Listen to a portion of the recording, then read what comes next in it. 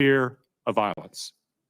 And political candidates for our nation's highest office should be confident that their safety will never be compromised for their service. And although we're still learning about the shooter's motive, this attack was a shocking reminder that the threat of political violence is alive and well in our country. By all accounts, this was an inexcusable security and planning failure. And we need to get all of the facts about what happened that day and how we can ensure an attack like this is never allowed to happen again. Today's panel of witnesses leads the men and women who protect our top leaders and are investigating this crime. And I want to thank them both for being here today, as well as the Secret Service and FBI for a very productive and informative briefing with our committees last week. Today, our witnesses will help us begin to answer critical questions and get the information that we need to implement reforms that are clearly needed to strengthen security protocols for the U.S. Secret Service and the people who receive their protection. The Homeland Security and Governmental Affairs Committee has already begun that work. This discussion comes in the midst of a bipartisan investigation that Senator Paul and I have launched, in which we launched shortly after the assassination attempt took place. Our teams are still collecting critical information, speaking to law enforcement, and piecing together the details of this event.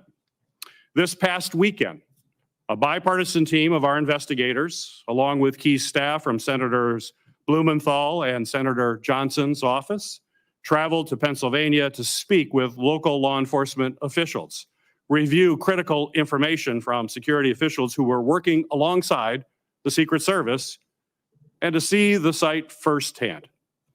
And I want to thank the incredibly brave local law enforcement officers in and around Butler County who responded that afternoon and who met with my staff this past weekend. They have helped to answer tough questions, as well as discuss in detail how the event actually unfolded. I also want to thank the owners of Butler Country Farm Show and the American Glass Research for allowing my staff and law enforcement to walk the grounds and examine the roof of the building the gunman was able to assess. We greatly appreciate your assistance. I've also requested documents along with Senators Paul, Blumenthal, and Johnson related to security preparations, intelligence gathering on potential violence prior to the attack, and detailed explanations of the security response from federal, state, and local authorities. As part of our ongoing investigation, we also seek to speak with additional federal law enforcement personnel, including Secret Service agents who were responsible for securing the event. Today's hearing is an important opportunity to ask critical questions and to begin to give the American people the transparency and the answers that they certainly deserve. There are still many unanswered questions. We need additional information about the Secret Service's advanced planning efforts, the decisions surrounding sniper and counter-sniper team use, placement, and coordination. We also need answers about what appears to be a problematic communication system that limited efforts to relay information and respond to events as they unfolded real time. And while today is focused on asking difficult questions about what went wrong, I also want to thank the men and women of the Secret Service who in an instant will lay their lives on the line to protect our nation's leaders. They have incredibly challenging jobs, and they must continue their mission no matter what our hearing and investigation reveals. I'm also grateful to our Senate Judiciary Committee colleagues for joining us in this important discussion. Given their key role in oversight of both of the agencies represented before us today, and it's very clear that the U.S. Senate is focused on a productive conversation that will generate real answers and real reforms. And I appreciate all the work from members of both of our committees to help us achieve this absolutely essential goal. I would now like to recognize Ranking Member Paul for his opening remarks. 18 days ago, a would-be assassin managed to climb onto a roof 400 feet from the stage where the former president and leading presidential candidate Donald Trump was speaking. The assassin's bullet struck President Trump, narrowly missing a fatal blow thanks to a last-minute head turn. Tragically, not everyone was so fortunate. A beloved husband and father in the audience was killed, his life stolen in an instant. 2 others remain seriously injured, their futures uncertain. The lives of law enforcement officers working the event and those in the audience have been forever changed. Yet the media has shamefully moved on to other stories, and Google has been caught trying to suppress iconic images of a bloody Donald Trump, images showcasing the resolve of our nation in the face of the attack. But the American people have not forgotten, and we will not forget. There is no question that this was a monumental failure by the Secret Service. They had one job and they failed. We know that. What remains unclear is who specifically failed, how they failed, and what must be done to ensure that something like this never happens again. America deserves to know that those responsible for this failure are frankly not going to be in charge of securing the upcoming Democrat National Convention. We need to know that someone's been placed on suspension, that someone won't be in charge of the next Donald Trump rally. Now, I was encouraged to hear that the acting director, Rowe, has initiated a disciplinary investigation in addition to the ongoing Secret Service policy review. This is an important step. However, real accountability will require a comprehensive examination of all the facts, which still remain unclear. This past Friday, my investigative team went to Pennsylvania to meet with local law enforcement and document the scene. One of the concerning things my team was told is that no one from Secret Service has talked to them since the shooting. I don't know how an investigation into what failed can be conducted without talking to the officers and agencies who were relied upon to do much of the work. Many questions remain unanswered about the planning and performance of security for July 13th. While a host of errors led to this security disaster, we now know local enforcement officers were suspicious of the shooter 90 minutes in advance of the shooting. There are 2 glaring issues we need to focus on. First, why were the AGR grounds and the roof left unattended? Why was the AGR building, the shooter's perch, left outside the perimeter? Local law enforcement told my staff that they specifically flagged the vulnerability of the building to the Secret Service and were told that it would be taken care of. Clearly, these vulnerabilities were not addressed. Second, why was Donald Trump allowed to take the stage? And why wasn't he removed from the stage when a suspicious individual was taking increasingly suspicious activities? Over 20 minutes before President Trump began his speech, the Secret Service Command Center had been made aware of an individual with a rangefinder. At least 10 minutes before it was confirmed, the Secret Service's counter sniper team had been made aware of the suspicious subject and provided a photograph and a detailed description. Why was the event not delayed until the individual was found and checked out? Interviews with local law enforcement paint a different picture in critical places from what we have been told by the Secret Service in other briefings. Now we need to hear from the Secret Service agents responsible for security that day. Our committee has formally requested interviews with those agents, but we have not yet been allowed to speak to them. I expect Director Rowe today to tell us when we will be allowed to talk to these people. Finally, let me close with this. Mistakes, grave mistakes were made on July 13th, but that does not take away from the bravery of dozens of federal, state, and local officers that day. We are grateful for their sacrifices and professionalism. They deserve the truth now also. It is our duty and our utmost responsibility to ensure that we learn from this failure and hold those responsible accountable. I would now like to recognize Chairman Durbin of the Senate Judiciary Committee for his opening remarks. Thank you, Senator Peters. This is a rare joint meeting of the 2 committees, but we have matching jurisdiction, and I think it's the most efficient way to get to the truth. So thank you for letting us join you today. We've all seen the movies. We've read the books. The international assassin with sophisticated technology, elaborate plans, well-honed skills, sets out to kill a leading political figure in the United States.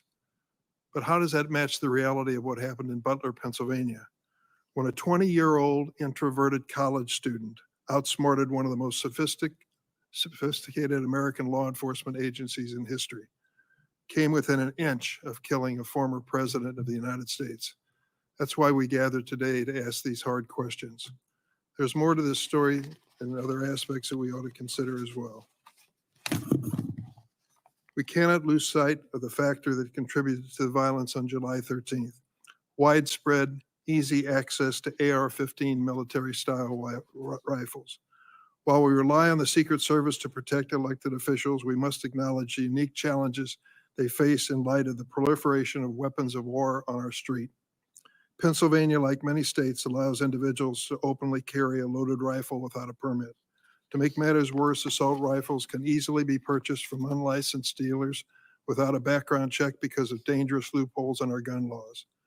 The same kind of firearm has been used to carry out mass shootings in Newtown, Uvalde, Las Vegas, and Highland Park, Illinois, killing dozens of children and adults and injuring many more. Looking across this dais, I recognize we have our differences on many issues, but when it comes to the protection of the president and presidential candidates, we should stand united. We know that protecting our elected officials is essential to a functioning democracy. I hope this hearing can be an example of how we will work together on a bipartisan basis to not only understand this shocking event, but to ensure it never happens again. We must do this without the incendiary language and conspiracy mongering that too often dominates our political discourse today. Ongoing investigations by the Secret Service and the FBI are critical, but Congress, the victims' families, and the American people deserve transparency and accountability now. I'll now turn to my partner on the Judiciary Committee, Ranking Member Lindsey Graham. Thank you, Mr. Chairman. Several of us from the military have a military background. If this happened in the military, a lot of people would be fired. And if a lot of people are not fired, the system failed yet again. Having said that, the people who are brave and jumped on the stage to protect the president need to be applauded. We need to learn what happened, make corrective action, but somebody's got to be fired. Nothing's going to change until somebody loses their job. Thank you. It's the practice of the Homeland Security and Governmental Affairs Committee to swear in witnesses. So if our two witnesses could please stand and raise your right hand.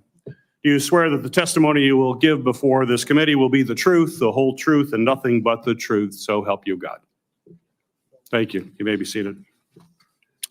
Our first witness is Ronald Rowe, Jr. Mr. Rowe is currently the acting director of the United States Secret Service. Prior to this role, Acting Director Rowe was the 23rd Deputy Director of the Secret Service. He has had a distinguished 25-year career in the Secret Service, from coordinating major security operations to collaborating with other government and law enforcement agencies. Additionally, he has served as the Chief of Staff to the Director, as Deputy Assistant Director for the Office of Protective Operations, and as Deputy Assistant Director for the Office of Intergovernmental and Legislative Affairs. Mr. Director, thank you for appearing before this committee today. You are now recognized for your opening statement. Good morning, Chairman Peters, Chairman Durbin, Ranking Member Paul, Ranking Member Graham, and distinguished members of the committees. Thank you for the opportunity to appear before you today. A critical part of the Secret Service mission is protecting our nation's current and former government leaders. The attempted assassination of former President Donald J. Trump on Saturday, July 13th, 2024 in Butler, Pennsylvania, was a failure on multiple levels. I join you and all Americans in condemning the horrific assault on former President Trump, Corey Comparator, James Copenhaver, and David Dutch. And I extend my deepest sympathies to the Comparator family and my sincere wishes for Mr. Copenhaver and Mr. Dutch's continued recovery. Before I begin, though, I want to commend the heroic actions of the men and women of the United States Secret Service on July 13th. Our special agents shielded the former president with their bodies while shots were still being fired, selflessly, willing to make the ultimate sacrifice without hesitation. I am extremely proud of these actions and those taken by the counter-sniper team to neutralize the threat that prevented further loss of life. And I applaud the actions of our tactical teams that responded so quickly. I would also like to express my gratitude to our federal, state, and local partners. We rely on these critical relationships, which have developed over decades of daily collaboration to secure protective events and conduct criminal investigations. As you're aware, there are multiple ongoing investigations of the attack and the security failures that occurred that day. I pledge my full support to those inquiries so the Secret Service, your committees, and the American people have a thorough and complete understanding of what happened leading up to and during July 13th. I will not wait for the results of those findings to assess where we failed that day. I have taken and will continue to take immediate steps to ensure we do not repeat those failures. Since my appointment as the acting director 1 week ago, I identified gaps in our security on July 13th and have implemented corrective actions. One of my first actions as acting director was traveling to the Butler Farm Show site to better understand how our protection failed. I went to the roof of the AGR building where the assailant fired shots, and I laid in a prone position to evaluate his line of sight. What I saw made me ashamed.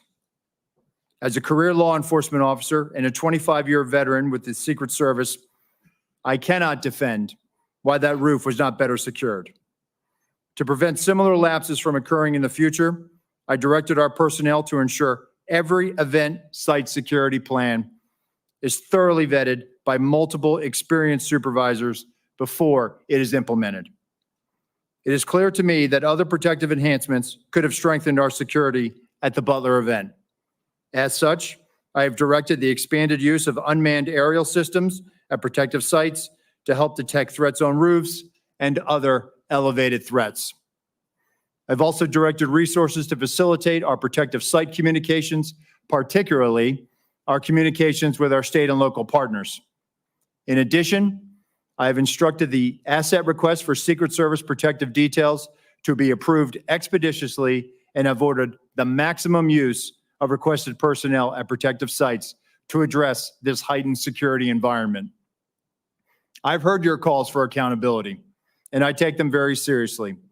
And given the magnitude of this failure, the Secret Service's Office of Professional Responsibility is reviewing the actions and decision-making of Secret Service personnel in the lead up to and on the day of the attack. If this investigation reveals that Secret Service employees violated agency protocols, those employees will be held accountable to our disciplinary process. With respect to congressional investigations and requests for information, I instructed my staff to provide full cooperation and respond expeditiously on a continuing basis to ensure you have the information you need to conduct your critical oversight. In my testimony before you today, I will provide details on the Secret Service's advanced security planning for the Butler Farm Show site. Facts as we know them regarding the incident itself, known breakdowns in executing the security plan, and corrective actions that the agency is taking to ensure that nothing like this happens again. But I do not believe that inadequate time to plan for this event was a factor in the failure. As you saw in my written statement, I am prepared to provide an overview of the security planning leading up to and during the July 13th attack. However, I would like to point out that based on what I know right now, neither the Secret Service counter-sniper teams nor members of the former president's security detail had any knowledge that there was a man on the roof of the AGR building with a firearm. It is my understanding those personnel were not aware the assailant had a firearm until they heard gunshots. Prior to that, they were operating with the knowledge that local law enforcement was working an issue of a suspicious individual prior to the shots being fired. I regret that information was not passed to Congress and the public sooner with greater frequency. And I fear this lack of information has given rise to multiple false and dangerous conspiracy theories about what took place that day. And I want to debunk these theories. Let me address one conspiracy directly. The Secret Service counter-sniper neutralized the assailant within seconds after the assailant fired his weapon. That counter-sniper had full discretion to use deadly force to stop an attacker and did not need to seek authorization to fire. I am immensely proud of the selfless dedication of our employees to the mission. Every day across the globe, the men and women answer the call to protect our nation's leaders, and the standard is no fail for a reason. During our current high operational tempo, I want and I need to ensure that the Secret Service workforce are uplifted so they can focus on carrying out the mission. They have my full support, and I'm confident in their abilities to ensure the safety and security of the people we protect. They are worthy of trust and confidence, and they deserve your support as well as the support of the American people. Chairman Peters, Chairman Durbin, Ranking Member Paul, Ranking Member Graham, and members of the committees, thank you for the opportunity to testify at this joint hearing. I will submit the remainder of my statement for the record, and I will answer your questions. Thank you, Mr. Rowe. Our second witness is Paul Abbate. Mr. Abbate is the Deputy Director of the Federal Bureau of Investigation at the Department of Justice. In this role, Deputy Director Abbate oversees all FBI domestic and international investigative and intelligence activities. Prior to his appointment as Deputy Director, he has had a distinguished 3 decades within the FBI leading counterterrorism efforts, and most recently as the Associate Deputy Director of the FBI, where he's responsible for the management of all FBI personnel, budget, administration, as well as infrastructure. Mr. Abbate, thank you for appearing before the committee here today. You are recognized for your opening remarks. Thank you, sir. Good morning, Chairman Peters and Durbin, Ranking Members Paul and Graham, and distinguished members of the committee. It is a privilege to appear before you today to discuss the FBI's investigation of the attempted assassination of former President Trump on July 13th in Butler, Pennsylvania. Before going further, I want to again offer my and our condolences to the victims of this heinous attack, to the family and loved ones of heroic firefighter and father Corey Comparator, to Mr. Dutch, to Mr. Koppenhaver, who continue to recover, and to former President Trump, who was also struck by a bullet fired from the shooter's rifle. Our thoughts and prayers are with each of them and their families and loved ones. Within minutes of the attack, the FBI field office in Pittsburgh, Pennsylvania, received notification of the assassination attempt and responded to the scene immediately with a surge of resources, quickly moving forward on the investigation. From the outset, the FBI has been investigating this attack as an assassination attempt and an act of domestic terrorism. Our team continues to conduct a full, thorough, and objective investigation, and will continue to follow all leads and avenues of investigation to logical conclusion, leaving no stone unturned. While it's not typical to provide details of an ongoing investigation, this, as we all know, is an extraordinarily tragic set of circumstances of the utmost national importance, making it essential to inform the American public and Congress what is known right now with full transparency. The investigation remains focused, of course, on determining motive, identifying any potential co-conspirators or others with knowledge of the attack, and building out a timeline of shooter Thomas Crook's actions in advance of and during the attack. Thus far, though absolutely nothing has been ruled out, the investigation has not identified a motive, nor any co-conspirators or others with advanced knowledge. To date, the FBI team has conducted more than 460 interviews, executed search warrants, including at the shooter's residence, and seized electronic media to include phones, laptops, hard drives, and thumb drives. Legal process has been issued to dozens of companies, and we've received more than 2,000 tips from the public. The full resources of the FBI have been brought to bear in furtherance of the investigation. Agents, analysts, professional staff, experts. I've personally visited the site of this horrific attack and seen firsthand the work of FBI Pittsburgh and our partners on the front line, and want to thank all involved for their ongoing and tireless efforts to get the answers that we need and to deliver justice. Specialized resources deployed included evidence response teams, victim services specialists, laboratory and operational technology division resources to process physical and digital evidence, a shooting reconstruction team. Additionally, our explosive experts have analyzed the 3 IEDs recovered, 2 from the shooter's vehicle, 1 from the family residence. And our behavioral analysis unit, importantly, is helping to build a profile of the shooter to include his mental state. Next, I want to provide a brief highlighted overview of the timeline that has been established to date through witness interviews and other information. Again, this is our understanding at present and is subject to change and further refinement as more facts are collected. On July 3rd, the rally in Butler, Pennsylvania was announced. On July 6th, the shooter registered to attend the rally and performed a search for, quote, how far was Oswald from Kennedy? On July 7th, the shooter traveled from his home to the Butler Farm Show grounds and remained there for approximately 20 minutes. We assess this shows advanced planning and reconnaissance on his part. On July 12th, the shooter traveled from his home to the Clairton Sportsman Club, where he practiced shooting. On the morning of July 13th, at approximately 10 a.m., the shooter returned to the farm show grounds and remained there for about 70 minutes before returning home again. At approximately 1:30 p.m., while at the residence, the shooter's father gave him a rifle for the purpose he believed of going back to the sportsman club. About 25 minutes later, the shooter purchased ammunition while en route to the Butler Farm Show grounds. The subject then arrived at the scene and was moving around the farm show grounds close to the American Glass Research AGR building, from which he ultimately committed the attack. Shortly thereafter, at approximately 3:51 p.m., the shooter flew a drone approximately 200 yards from the farm show grounds for about 11 minutes. The drone and controller were later found in the subject's car. Analysis has not revealed any photos or video taken by the drone, but we can confirm that he was live streaming at the time and would have been able to view it on his controller. The first reported sighting of the shooter by local law enforcement was at approximately 4:26 p.m.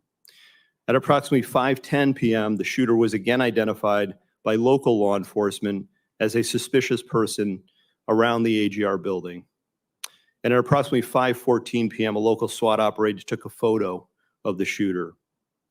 At about 5:32 p.m., local SWAT observed the shooter next to the AGR building using his phone, browsing news sites, and with a rangefinder. At approximately 5:38 p.m., the photo of the shooter taken earlier was sent to local SWAT operators in a text message group.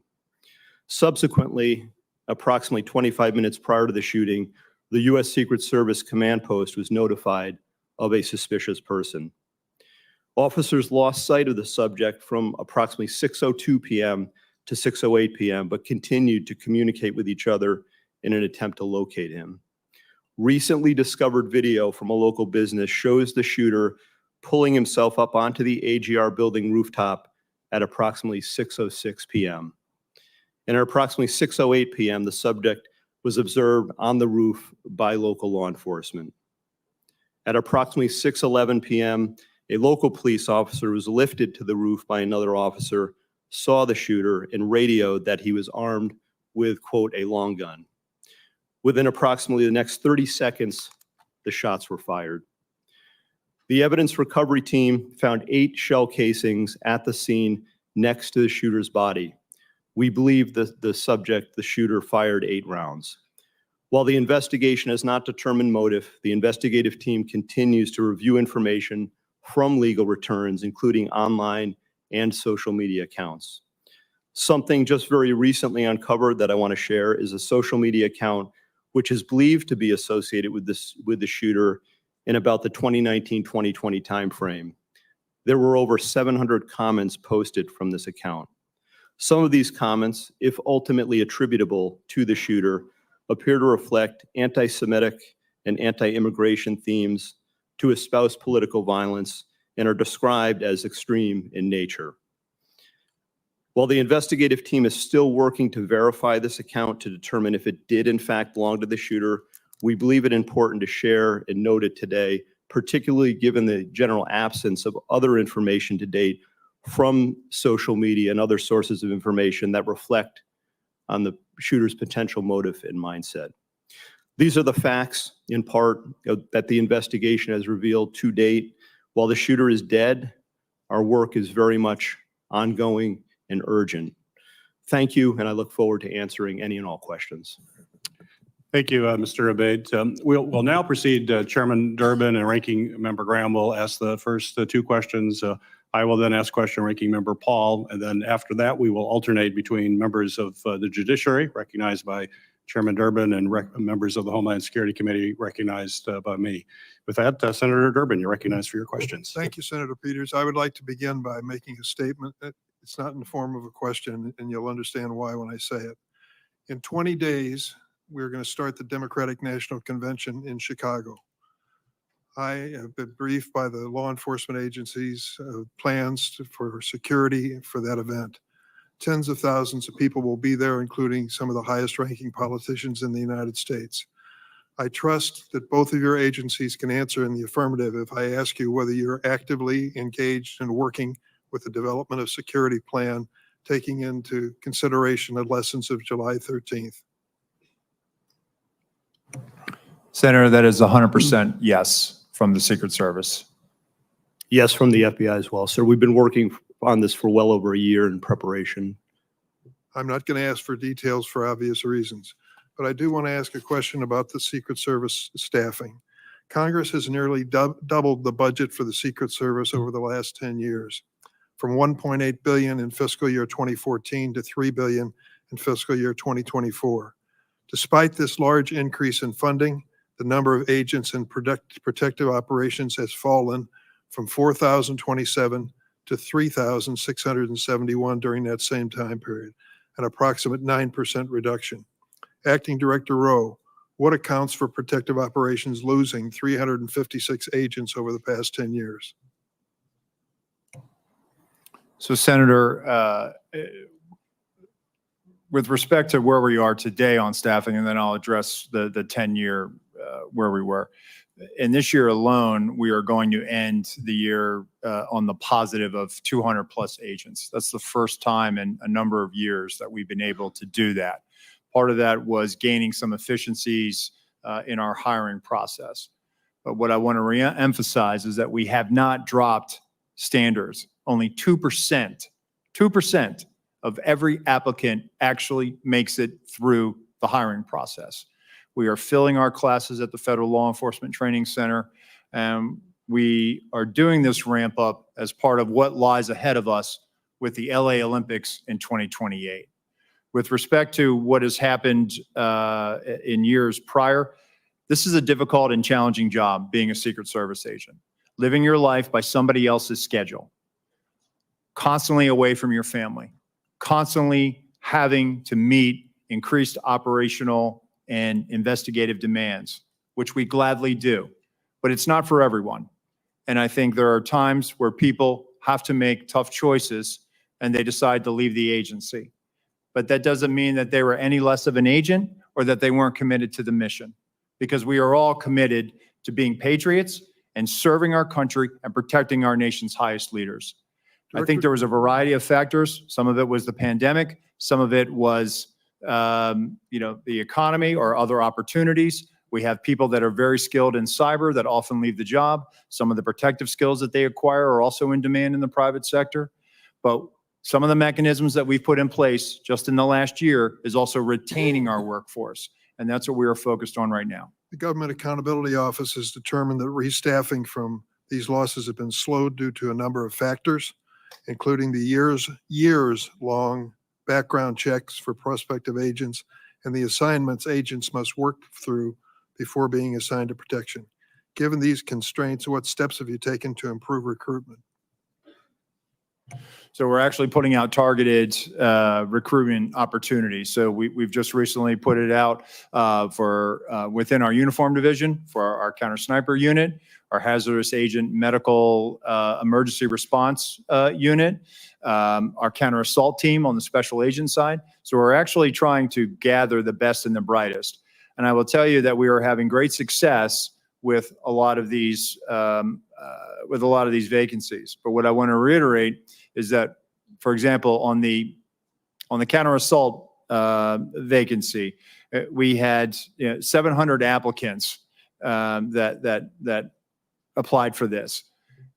Really what we will glean after they make it through the process, and they have to be able to hold a top secret SCI clearance, will be, if we realize 15 out of that tranche, that's a 2% pass rate. So it is very competitive, and we are trying to make sure that we are getting the best and the brightest without dropping standards. One last question for either one of you. What is the purpose of a rangefinder? And once this assassin was identified as using a rangefinder, wasn't that proof positive that he was a dangerous individual? So I'll say, Senator, that obviously somebody is trying to determine where they are in proximity to a location, a fixed location. I'll defer to my colleague here, but I believe it was a recreation or sports related. I thought I had read that it was a golf range finder. Nonetheless, it still would have provided him the ability to provide the distance that he was away from his intended target. Wasn't that enough? As far as raising suspicion, Yes, I think he was identified as being suspicious by local law enforcement. and nothing happened. Well, I know that local law enforcement was attempting to locate him. Thank you, Mr. Chairman. Thank you, Member Graham. Thank you. Let's go back to the resources. Do you need more money? Senator, listen, there isn't a single branch or a single agency in the executive branch that that needs more money. Everyone would take more resources. We've had a great relationship with the Department of Homeland Security, the Office of Management and Budget. Do you feel constrained to ask for more resources by anybody? No, sir, we don't. And actually, we have a great relationship with our appropriators and obviously the authorizing committees. And they have always looked out for the Secret Service. So I would encourage you to think big when it comes to resourcing the department in light of what happened here. At the time of the shooting, the Iranians were threatening high-level American officials, including President Trump, right? Senator, it's widely Is that known. right? FBI? Yes, Senator, that's 100% Did that correct. factor into the security footprint? So, Senator, what I will say is that it is widely known that the Iranians do not like us. I would refer you to the Well, National it's not Security. that they don't like us. They threatened to kill certain people Yeah. and they named them. Correct, sir. But I can't publicly It's not comment. like, I hate America. I'm going to kill these three guys. Right. I cannot publicly comment, sir, on. Well, they on- publicly comment on it. I mean, it's not But what. Senator, you what think. I'm trying to say is I cannot publicly comment Okay. on what Fair enough. intelligence, but I Fair can enough. assure you that we do a threat-based protective model. I'd like to have that model provided to the committee. Could you do that? Yes, sir. Could you also give us the protocols that are in place to secure a site like this? Yes, sir. Okay, thank you. One, the protective detail around President Trump, I know them all very well. They're brave men and women. And these questions is not to belittle anybody. They're trying to find out how the system fails so badly. You say you're not reluctant to ask for more money. What do we need to do to make it easier to hire people without lowering our standards? I mean, I know it's a hard job. Can So- we do anything to help you? So I think we're willing to take that back, sir. I think we're working on our time to hire. We've Well, if you had actually- more people, you'd have more time off. That's true, sir. Okay, Yes. well, let's get more people, more time off. These are tough jobs. I mean, people on this committee know. Yes, I don't sir. know how they hold a family together doing what they're doing. It's the military really on steroids. The encrypted app. Paul, can you tell us about these apps? Have they been broken into? The guy had some apps that were encrypted. I think we've experienced a range of returns on this. Some of the applications that he was using online were encrypted in nature. Some of the email accounts. Have we that he broken possessed- into them? We've received returns. There are some that we have not been able to get information back because of their encrypted nature. Is That there in any way fact to true. solve that problem? Sir, Senator, we've talked about this before. We need a solution that provides lawful access to law So enforcement. you're telling me the guy that took 8 shots at the president, former president, has apps that we can't get into that may, if you could get into, reveal some relevant information. That is correct, Senator. So if he were talking to some foreign power, and I don't think any foreign power would hire this guy, by the way. So I'm not overly worried this was some great plot by the Iranians because they couldn't even think of this. However, there could come a day where something like this is very important. How do we solve this problem? Senator, as we've been saying, we need a solution that provides lawful access where when we go So to you're a telling company. me, I agree with you. I'm not blaming you. We have encrypted apps of an assassin, a murderer, and we can't get into them all these days after. That needs to be fixed, folks. I'm all for privacy, but to a point. What if in the future somebody's using these apps to communicate with a foreign power? I think we need to know these things. We need to know them in real time. So lessons learned is that everything failed. Corrective action seems to me you need more money and more people. Accountability. At the end of the day, how many people do you think will be relieved of their duties, Mr. Rowe, because of this? Senator, I publicly cannot, and I cannot weigh in on that right Sure. now, right? It has to be a fair and neutral Absolutely. process. From a right? fair point of view, would you say this is a major system failure at every turn, and those in charge of the system in question, not only was it embarrassing, they failed? So Senator, again, if there were policy violations, those individuals will be held accountable and they will be subject Just to send our us the table of policies penalties. if you could. Yes, sir, Thank we you. will. But they will be held to our table of you. penalties, which Thank you. will include up to termination. Thank you.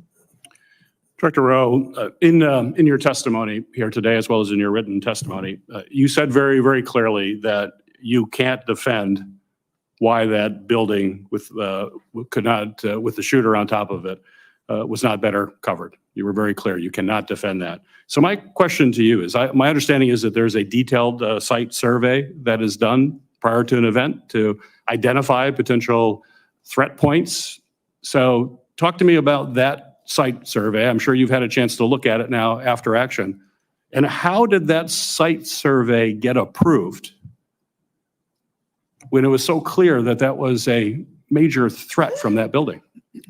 Thank you, Senator. So our Pittsburgh field office did the advance. During that advance, not only were they discussing amongst themselves about mitigating the line of sight, but also they were discussing with other agencies that were supporting it. Our counter snipers met with their counterparts. The team lead and team lead met. They walked the site. They identified the AGR building. And if I may, Senator, if I could point out something right now, if I may, and we will place this for the record, but this is the point of view. This is from the second floor of the AGR building. This point of view is the point of view where the counter sniper team locally was posted. The gold arrow indicates where the shooter fired from. Looking left. Why was the assailant not seen?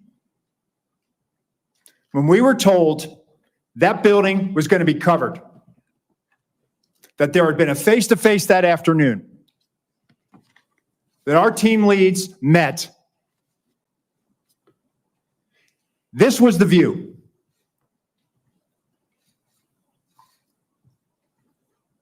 Let me show you another view, Senator. B.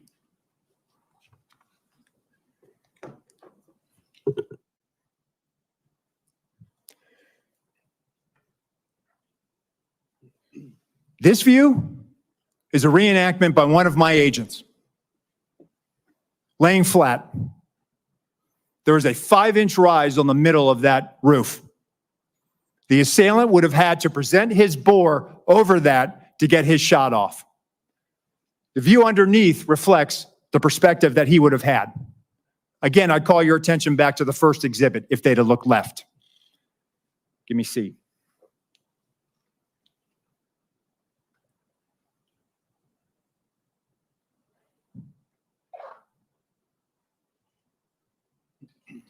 This is what our counter sniper team saw.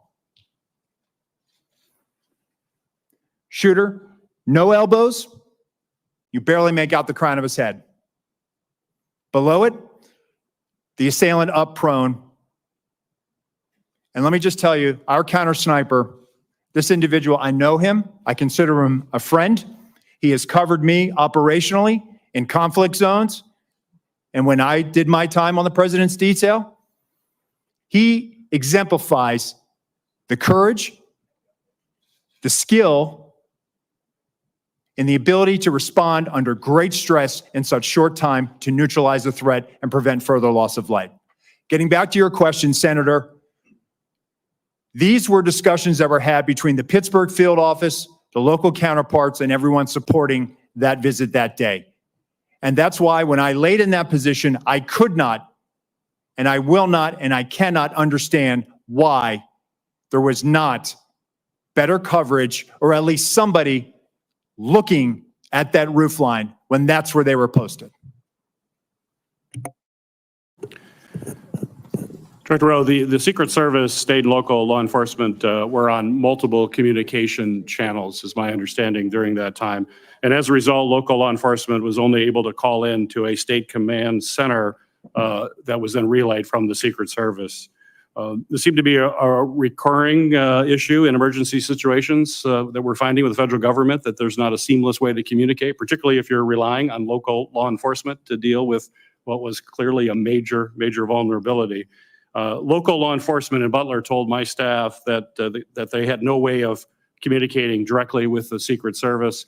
And if I listened to Mr. Abbate saying there was about a 30 seconds between when the local law enforcement reported that there was a man on the roof with a gun, 30 seconds, if it's communicated directly to a counter sniper team, would that be enough time to react prior to the firing of those shots?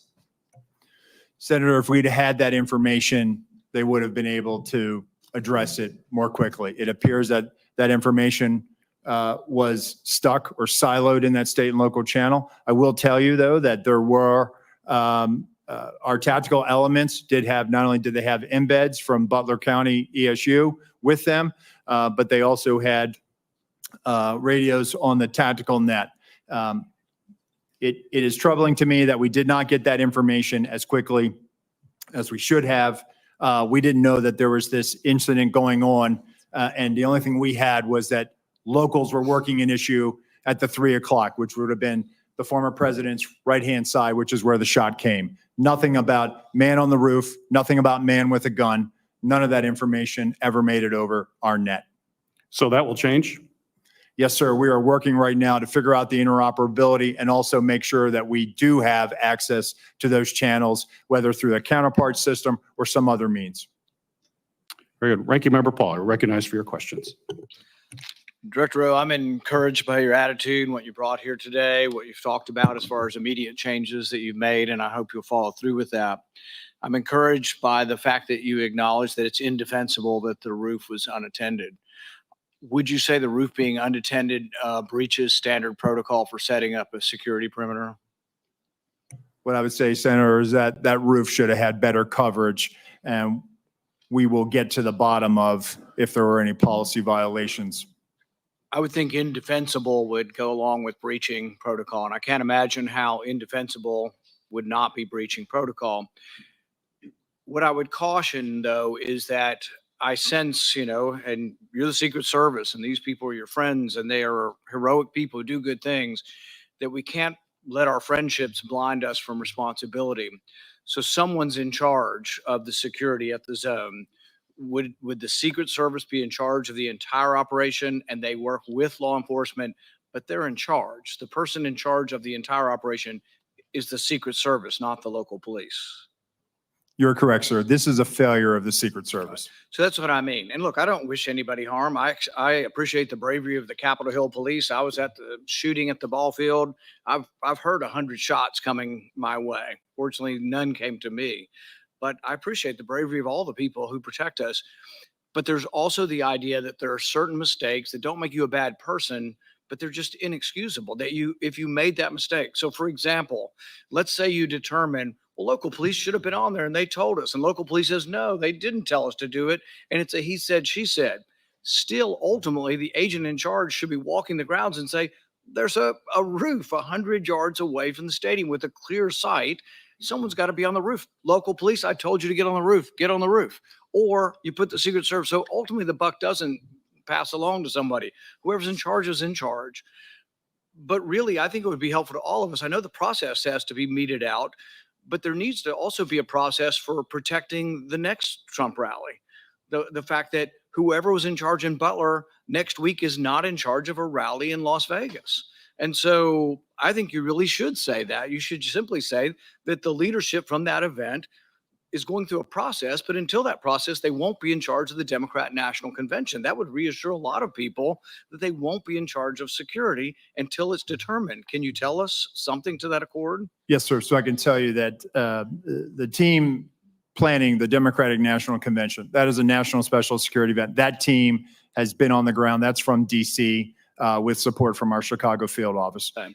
But I just want to reiterate that our Pittsburgh field office staff, they are wearing this harder than anybody right now in the Secret Service. Right. They feel completely demoralized.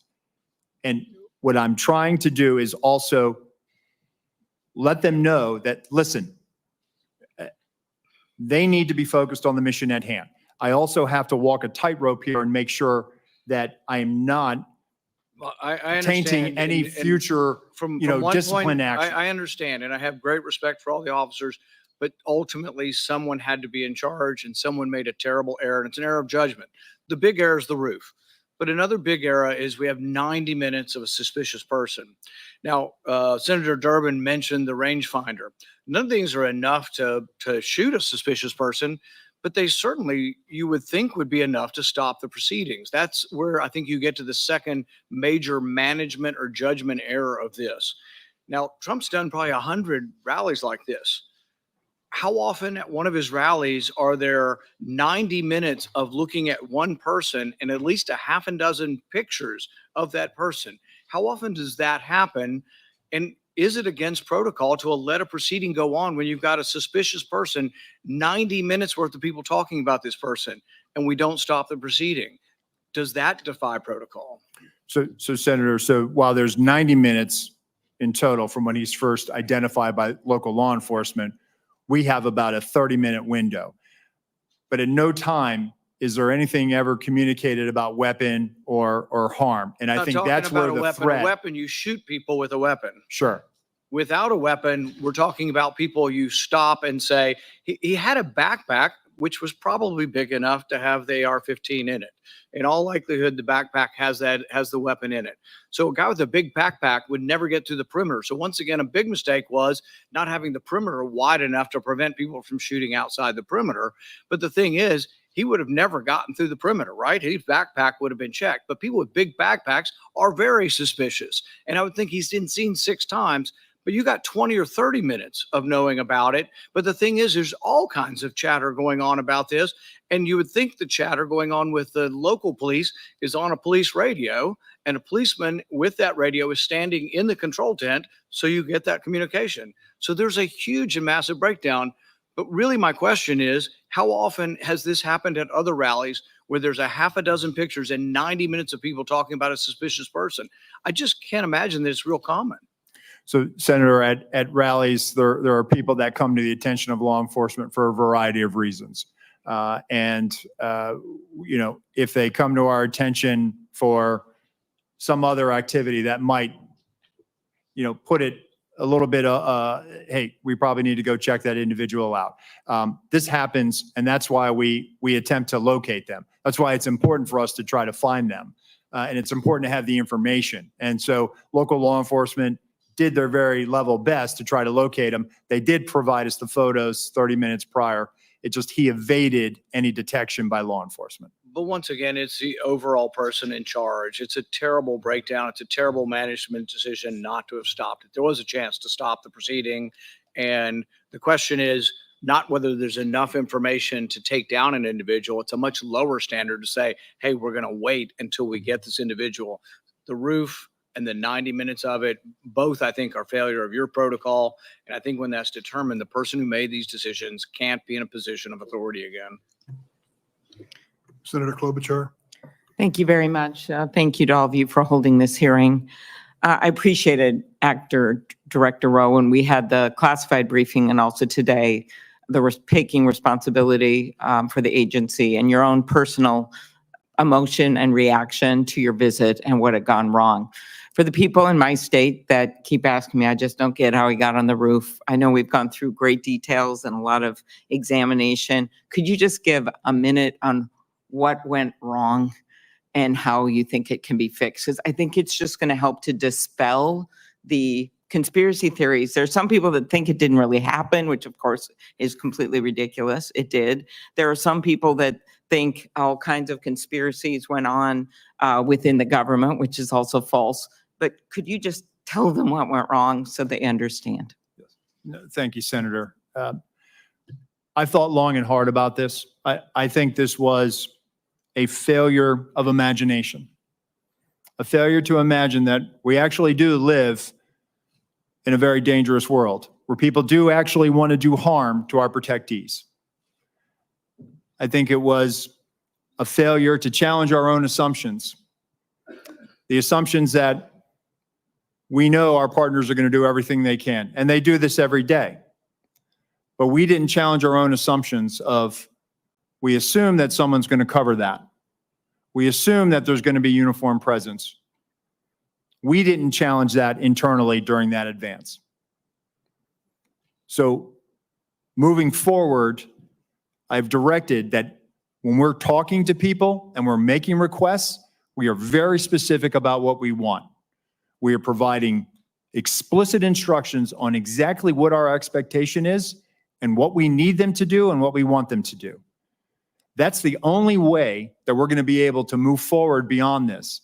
And let me just tell you that our state and local law enforcement partners are the best. So this belief that somehow they are less than federal law enforcement or they're less than the Secret Service. They're out there patrolling communities every day.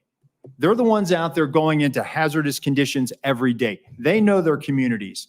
They have the ability to enforce state and local laws. Our advanced agents do not. Right. We need them, and we need them to be partners with us. And I think we need to be very clear to them, and that may have contributed to this situation. Yeah, appreciate that. I have the same respect. Next, one of the things you mentioned to me was, and to all of us, was in this other briefing, was just the texting protocol. And I think a lot of us think about this in non-security settings, about how people are just texting all the time instead of talking, and how it takes their eyes off, in your case, the target.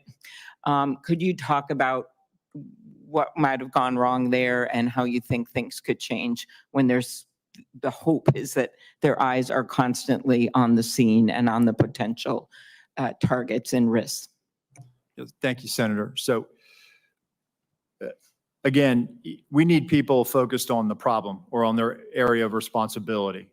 It was great that there was a text chain, but that communication needs to go over the net. It needs to go over a radio channel so that everyone has situational awareness of it. And the point I was making in the closed door briefing is that we have to get to a point now where we are using our radio systems to have that collective awareness of this. I think, one of the things that I've directed is that in addition to the interoperability, we're going to roll out common operating picture, a common operating platform that we utilize for national special security events. We have the ability to roll that out to the field that has a Blue Force tracker in it that's able to, where you can put where all your state and local assets are, where our federal assets are. But in addition to that, I want people using the radio. So it's great that the tactical elements are talking to each other. It's great that the shift is talking to each other, but we have to be able to make sure that whenever we come across a situation, that everyone has situational awareness of this. And I will take this, in my time when I was operational in the president's detail, we were given the explicit instruction, hey, if you're going to pass it, if it's relevant enough that you feel like you need to pass that information, do it over the radio. And that was the protocol that we had. And I think over the years, perhaps with the advent of technology and smartphones, perhaps we've gotten away from that. But we need to get people back on the scope, back on mission, back focused on what they need to be responsible for. Okay, and the next question I'll put in writing. Thank you very much of you, Mr. Abbate, but it's just pointing out that we've seen this rise in threats against members of Congress, which of course is relevant to this. 8,000 just last year, more than 4 times over the past 7 years. I'll want to ask you in writing about the steps that the Justice Department is taking to prioritize these cases. I know there's been some changes made. Yes, Senator, it's of our highest priority, and we're urgently working on it 24/7 every day to protect each and every one of you here. Appreciate it. Thank you, both of you. Senator Carper, recognized for your question. Thanks very much. Mr. Rowe, Mr. Abbate, thank you for joining us today. I have the privilege of representing Delaware, the first state to ratify the Constitution. We did that over 200 years ago, and the Constitution sort of outlines how we elect our leaders. And it changes with respect to technology over the years. But there's, for as long as we've been a country, threats to our leaders when they pursue elective office. We're going to be gathering, some of us will be gathering in Chicago in just a few weeks. Others will be gathering in other parts of the country to help make sure that what's was adopted in that original Constitution is actually carried out faithfully. And it's just incredibly important that those who aspire to elective office and those who take on those challenges are protected, and their families are protected, as well as those who surround them. I share with my colleagues my prayers for those who have been killed or injured on July 13th. We're grateful that one of our presidential candidates is okay, but I have a question about what I can't get over how a 20-year-old loner could somehow outsmart two of the smartest federal agencies and state agencies and law enforcement with an odds of like 1,000 to 1, and be able to almost pull this off. It just blows my mind. Hopefully we'll get to the truth and all of that. I'm a Navy guy. I spent many years of my life in the Navy. I learned as a midshipman that when the ship runs aground at sea, the commanding officer is held responsible. Whether the commanding officer is awake, asleep, at the helm, but the commanding officer is held responsible. And I think we have to make, at the end of the day, I'm not interested in a blame game, but I'm sure interested in finding out who was responsible and making sure that they account for their responsibility.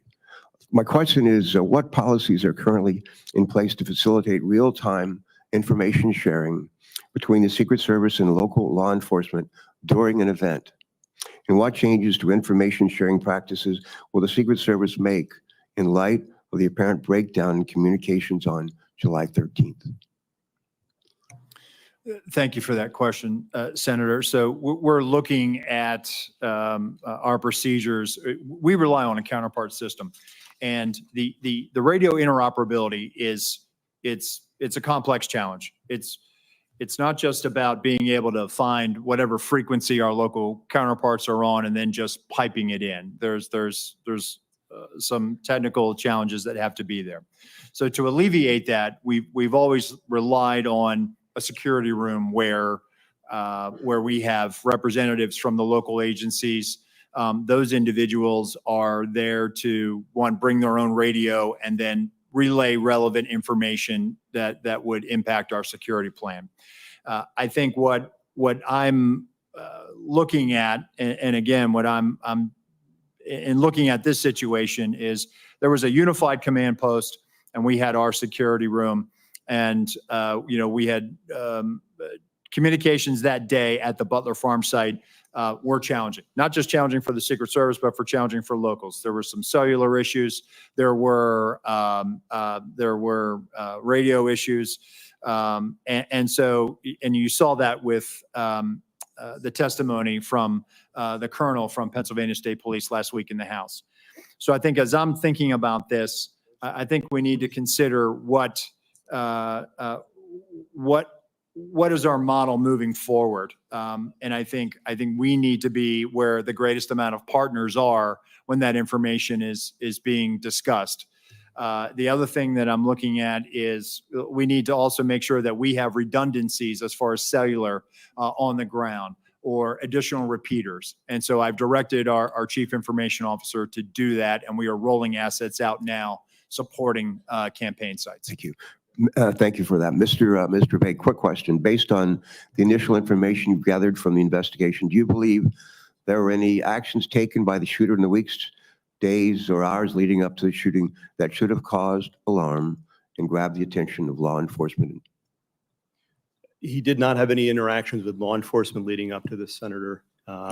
We haven't found anything yet that would have alerted law enforcement or FBI or Secret Service to his intention activities in advance of this event. I will note, however, to your prior question, that we do have a very strong relationship, an integrated relationship between FBI and Secret Service and every other federal, state, local agency you can imagine.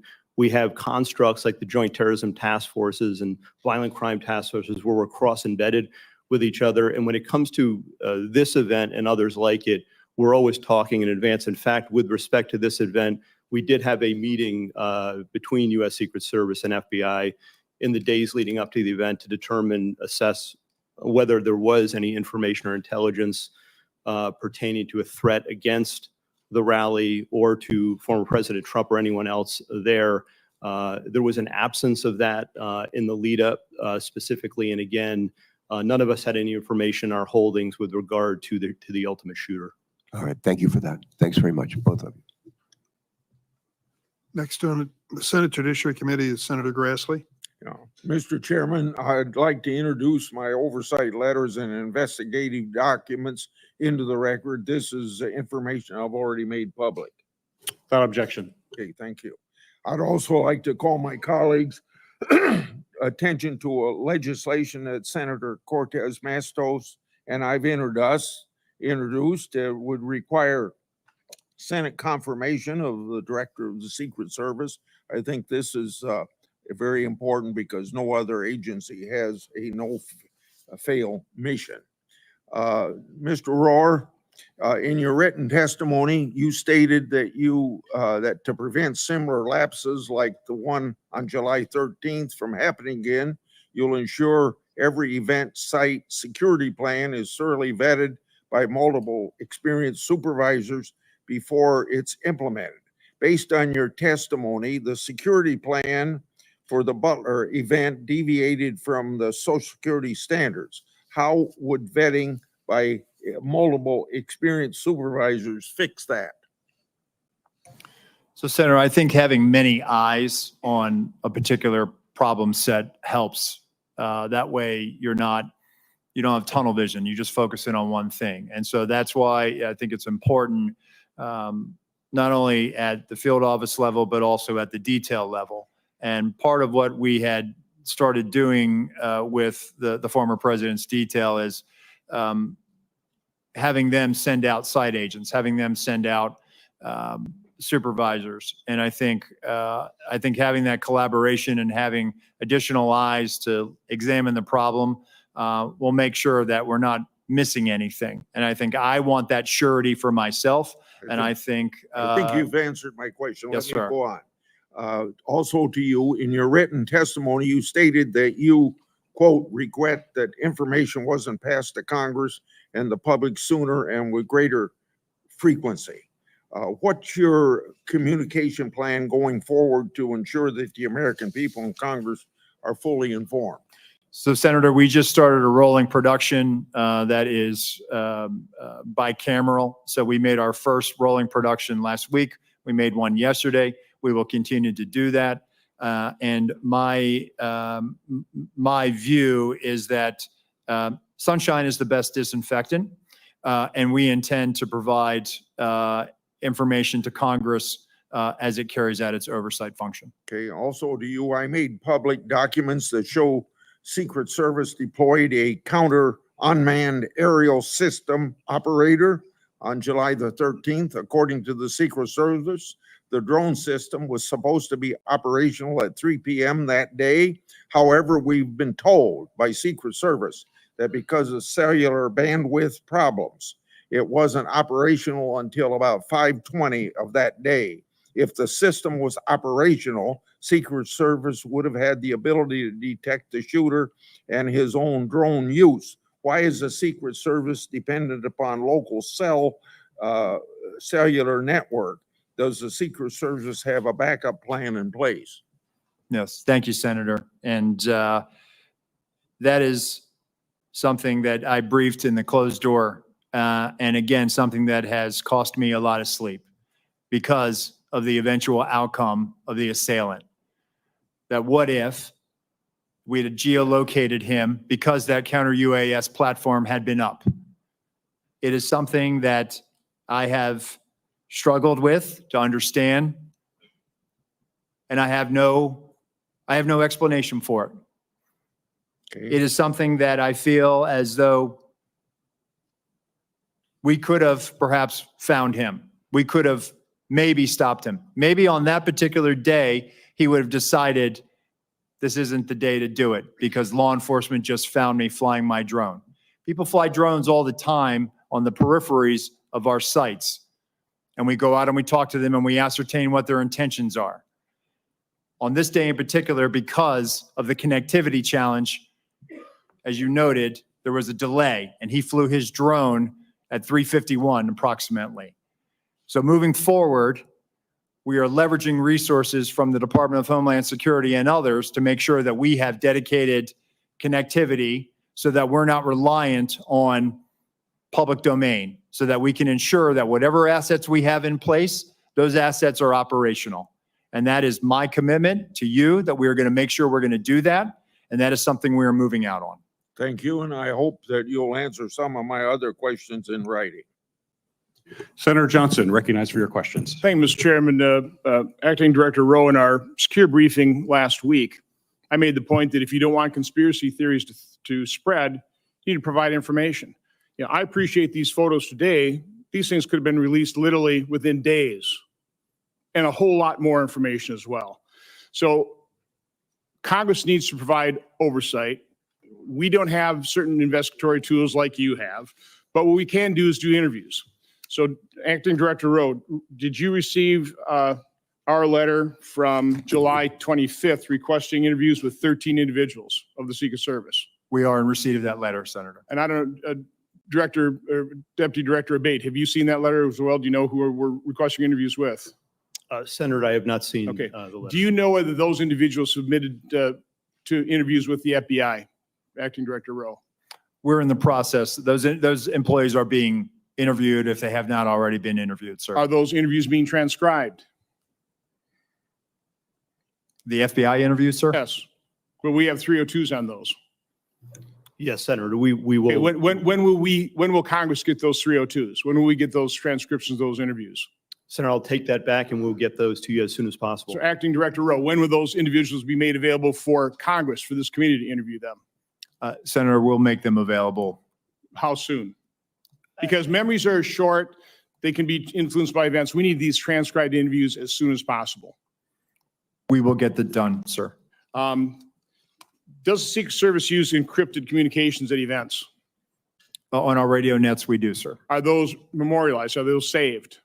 The radio traffic from Butler, we did not have recordings. Do you normally? Not on the road outside of DC or outside of a presidential or vice presidential stop. So communications between Secret Service agents will not be available like we've gotten the communications from local law enforcement. I'm sorry, Senator. So we're not going to be able to get those communications. You didn't save them, No, sir. which is very unfortunate. It is, sir. And moving forward, I've directed that we will now start recording those so that we will have them moving So, forward. and by the way, I'm going to ask for a number of things at the very end to be entered in the record, but one of my preliminary findings is that the Secret Service did not attend the 9 o'clock briefing the day of the event. In your testimony, you said that a site briefing was conducted with Secret Service personnel and law enforcement partners supporting the event. Those both can't be true. So local law enforcement do not believe Secret Service was present at the 9 o'clock briefing. Were they or were they not? So, Senator, with respect to the snipers that went on national television and gave an interview and said that they did not get a briefing from the Secret Service, they were supporting through mutual aid, and our personnel briefed the tactical team leader was leading that element that was providing this counter sniper. So, Acting Director Rowe, you said that the Secret Service provides explicit instructions to the locals. Were explicit instructions provided to cover the roof of the AGR building and locals just not follow it, or were those explicit instructions not provided? It's my understanding what was communicated is that the locals had a plan and that they had been there before. So an awful lot of the chatter on social media has to do with, is there partisanship in the Secret Service, providing coverage for some individuals and none for others, about Secret Service coverage or additional coverage enhancements being denied. Was there ever requested additional coverage for Mar-a-Lago? Senator, we have provided additional resources What- to the Mar-a-Lago What residents. was coverage asked for and denied ever? I'll have to research that, Senator, but I'm happy to tell you we have made significant investments since the former president has left office, over $4 million Again, of technology, resources, and alarms. Documents will Yes, come sir. out eventually to make the point one way or the other. This is an important piece of information that Congress needs to have. Senator, we'll make there's- those there- available to you, the there's- investments we've made. There's a report today by Susan Crabtree of Real Clear Politics saying that you denied sniper coverage outside of driving distance to DC. Is that true? That is a false statement, sir. Well, that is incorrect. That is incorrect. Okay, I mean, that's kind of information you need to refute with documentation. Deputy Director Abbate, you said this is an assassination attempt and domestic terrorism. It's obviously assassination attempt. Why make the distinction? What is different about that? We think it's important to cover all the possibilities here in the reality of what we're dealing with and what we've all seen, Senator. And we've learned lessons from the past. The tragic shooting at the baseball field was referenced here. We've learned the lesson from that. That was not opened properly. And we've made changes in the Bureau, and it's reflected here in terms of how this investigation is being approached with a completely open mind and inclusive of all the possibilities, including domestic terrorism. I fear that makes investigation potentially partisan. Mr. Chairman, I would like to request that my July 14th letter to Attorney General Garland, Mayorkas, and Ray be entered in the record. It asks for all kinds of information, documentation, asks a lot of questions. My preliminary findings of July 21st and July 23rd, including timelines, a bunch of questions as well, be entered in the record. And then our updated timeline dated today. This goes not only by minute, by second, and we will continue to update this timeline as more information becomes public. This is the way you do investigation. We need to find out literally second by second what happens. So the American public understands the truth. Without Thank you. objection, so ordered. Senator Butler? Thank you, Mr. Chairman. Thank you to both of our chairman and ranking members for holding this incredibly important hearing critically for the American people to understand the safety and security that is being provided to our national leaders. Thank you both for being here and for, again, answering the hard questions. This is a time of, I think, heightened attention, deservedly so, not only for our national leaders, but for the teacher who decides that they're going to go and participate in their democracy, or the firefighter who wants to hear the voice and vision of the potential next leader of this country. My thoughts and prayers really are with those Pennsylvania families who have lost loved ones or have been critically injured. As I offer my questions today, it would be in service to those, to preventing future incidents. But in the one question of looking backward to the event, on the 13th, Director Abbate, can you just talk a little bit about how did Mr. Crooks, how was he able to get an AR-15 onto the roof of that building? Does your investigation illuminate anything that we have learned to help to make that point more clear? We don't have definitive evidence yet as to how he got the rifle up there. Based on everything that's been collected thus far, photos, video, eyewitness accounts, we do believe he likely had it in the backpack. Broken down in the backpack? We're still assessing that. Our laboratory has looked at the rifle itself and measured that against the backpack itself. And if placed in this backpack, it would extend outside. It would have been visible. We don't have anyone who observed him with the backpack with a rifle barrel or other part of it sticking out of the backpack. But the rifle would not have fit fully into this backpack to be concealed and whole. We have video that was recently found of the shooter walking in a distance from his car just before 6 p.m., about 5:56, I believe. And based on everything we have, we assess that he returned to his vehicle at that time, got the backpack, and then proceeded back to the area and to the AGR building. And then he's observed, of course, on the roof, just minutes later, holding the backpack in front of him. In fact, there's dash cam footage from a police vehicle that shows him briefly traversing the roof with the backpack in front of him. And then it's just minutes after that that he's actually seen by the officer who I described with the rifle on the roof. It's possible that he broke the rifle down, though we don't have conclusive evidence of that, and took it out of the bag on the roof in those moments before and reassembled it there. That's one of the theories we're looking at and working on right now. Thank you for that. You take me right, Acting Director Rowe. Thank you for your years of dedicated service and jumping in a hot time. But you take me right to this point of communication. There's been a lot of conversation about and even in your written and verbal testimony, you have talked a lot about the communication and the disparate nature in which it's happening across the different channels. One sort of foundational question that I have is, are all elements of an event communicated on the same channel? If I lost my kid and I'm at a big rally, are local law enforcement talking on the same channel about me losing my kid that they're talking about a suspicious individual? So when it comes to the locals, they likely have some type of common channel that they work off of in a county or an adjoining municipality. When it comes to the Secret Service, we do have various channels for various agents and our uniformed division officers working specific aspects of that advance. So it's not possible that the delay in communication or the losing of the thread of tracking this individual was sort of lost in the commotion of all of the other communications that could have been, or maybe was sort of separate from the communications channels that were happening.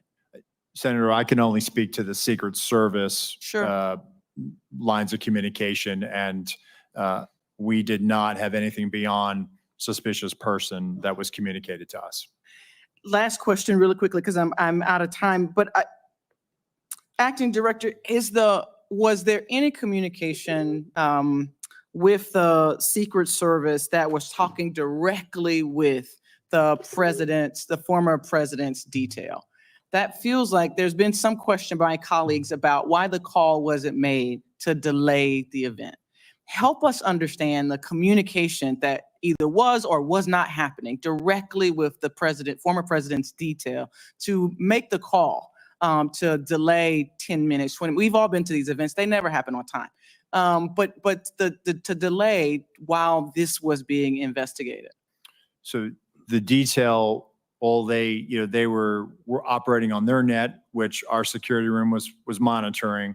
But again, having information of a suspicious individual, there were other calls that day of individuals that came to the attention of law enforcement, of people that needed medical attention. So it really, that particular regarding the assailant, that never really rose to a level of we should not put him out there. Had we known that there was a dangerous individual out there, we would never let a protectee go out on stage. Thank you, Mr. Chairman. Senator Heston, recognized for your questions. Well, thank you very much, Mr. Chairman. I want to thank you and Chairman Durman and the ranking members for holding this joint hearing today. And thank you to our witnesses, not only for being here, but for your careers of service to our country and to the men and women you lead. I am really grateful that former President Trump is safe and extend my sympathies to the family of Corey Comparateur, who was fatally shot at the rally, and my sympathies to everyone who was injured. On July 13th, major failures nearly led to the assassination of a presidential candidate who is also a former president of the United States. The Secret Service has to be fully transparent about how this happened and how it's going to change moving forward, understanding there's also a need to balance Congress's engagement in oversight with allowing law enforcement to conduct an ongoing criminal investigation. I want to thank the agents of the Secret Service for selflessly acting to protect elected officials and their families and our former presidents. We're grateful for their sacrifices and their service, and I want to thank all law enforcement, and particularly law enforcement officers and first responders who worked to minimize harm to the crowd on July 13th. Mr. Rowe, I want to start with you. New Hampshire hosts many political rallies. Protecting the speakers and attendees at these events requires extensive coordination between state and local law enforcement, the Secret Service staff, and obviously campaign event staff. As a former governor, I've experienced some of the challenges that this type of coordination can create, but we know that this coordination is really essential to public safety. It's clear that there were significant coordination failures on July 13th. You told us earlier that the local SWAT team told the Secret Service that local law enforcement had eyes on the AGR roof. But there are reports that members of a local SWAT team never met with the Secret Service in the days before the Butler rally. What steps does the Secret Service take prior to political rallies to ensure that the agency is effectively coordinating with the candidate security details, with state and local law enforcement, and with campaign event staff?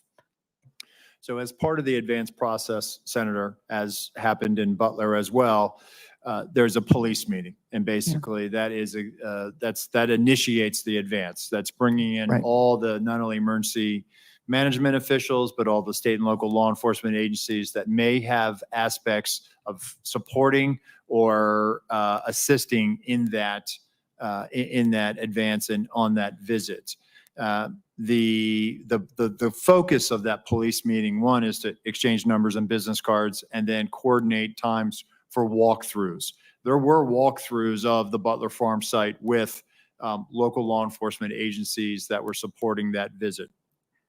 And that was directly as a result of having that police meeting to begin the process of figuring out, dividing up the labor areas of responsibility.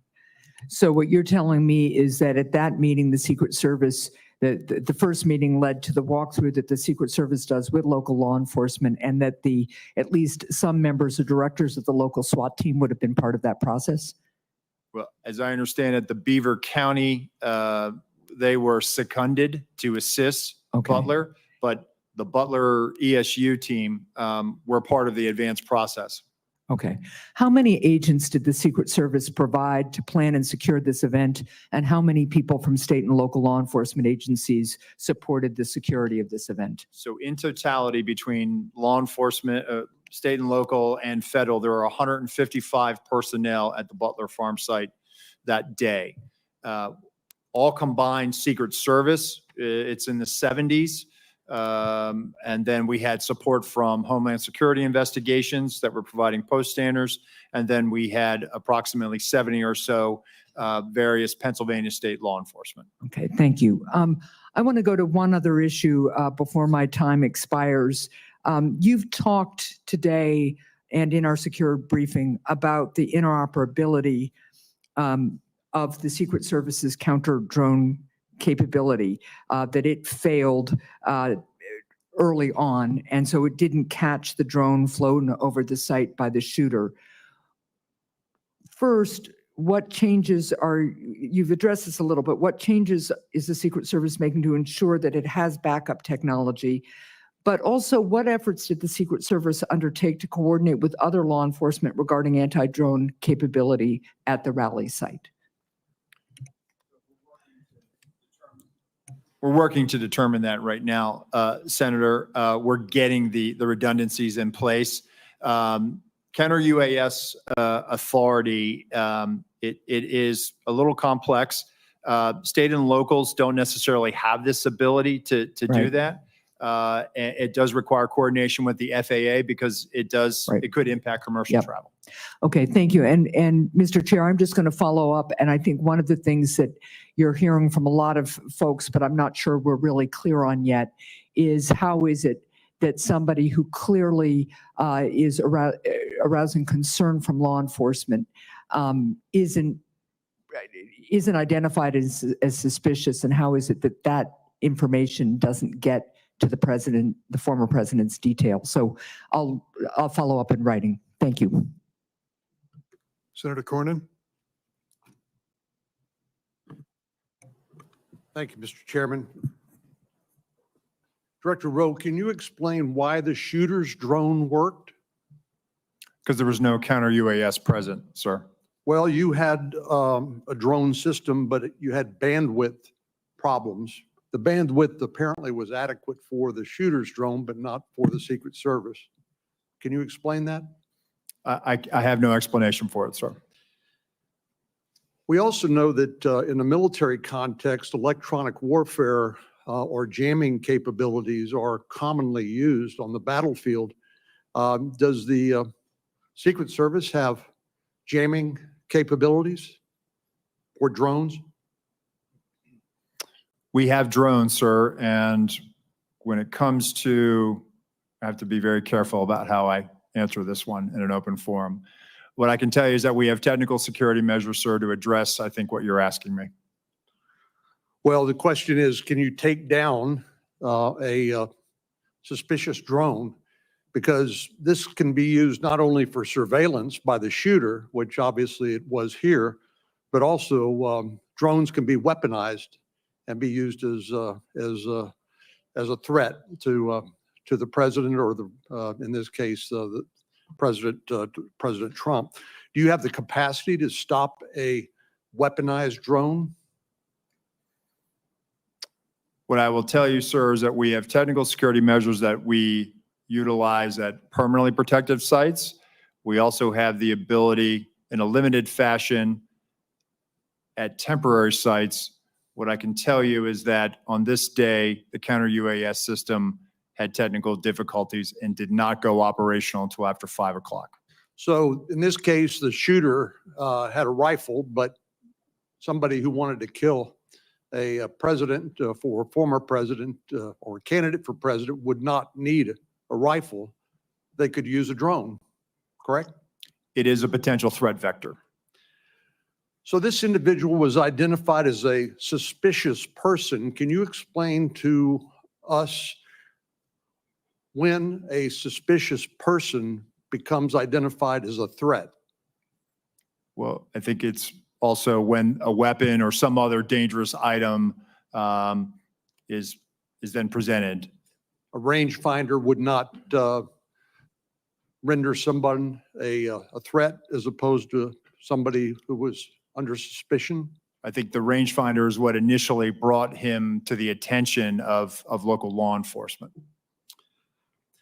And why would the president be allowed to take to the stage while a suspicious person had been identified and before the Secret Service or local law enforcement were able to investigate the circumstances? So at that time, Senator, suspicion had not risen to the level of threat or imminent harm. Well, you didn't, ultimately, that suspicious person did become a threat. Do you think if the president had been asked not to take the stage and during the time it took to investigate, to eliminate that suspicion, that wouldn't that have been the appropriate way to deal with it? Senator, it certainly is one way to do it. This is a challenge for law enforcement in general, is that being able to, you identify somebody that comes to your attention and you're trying to determine what are their intentions. This is a challenge for law enforcement. The individual was actually came to the attention for suspicion. He's on the outer perimeter adjacent to the secured site. Law enforcement is circulating for him. But again, without additional information at that point, we're not rising to the level yet where perhaps we should pull him off or delay him. And I'm just suggesting that maybe, just maybe, President Trump's appearance should have been delayed while that suspicion could be adequately investigated. But I've always thought of the Secret Service as the best of the best when it comes to their willingness to put themselves in harm's way to protect the life of their person they are detailed to. And I think you described the very rigorous process by which people are screened. And I think you mentioned the 2% standard. People who are interested in serving, only a very small fraction of those individuals are actually accepted in the Secret Service because of the high standards that your agency has. But explain to me why the Secret Service, being an elite law enforcement agency, would delegate to local law enforcement or others who did not meet that same 2% standard. In other words, isn't that something that Secret Service should have covered as opposed to delegating it to local law enforcement? So Senator, again, this is where I went back to earlier when I said it was a failure to challenge our assumptions. We assumed that the state and locals had it.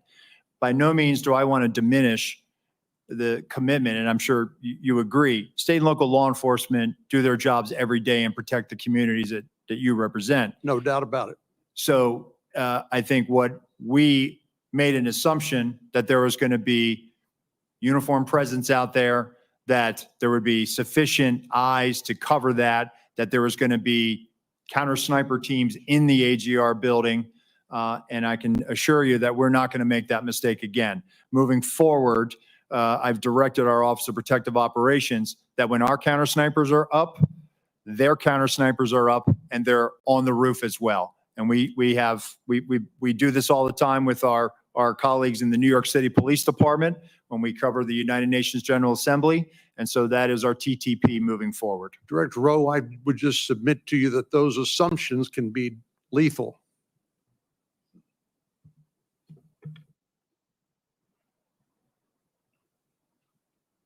Senator Scott, you're recognized for your questions.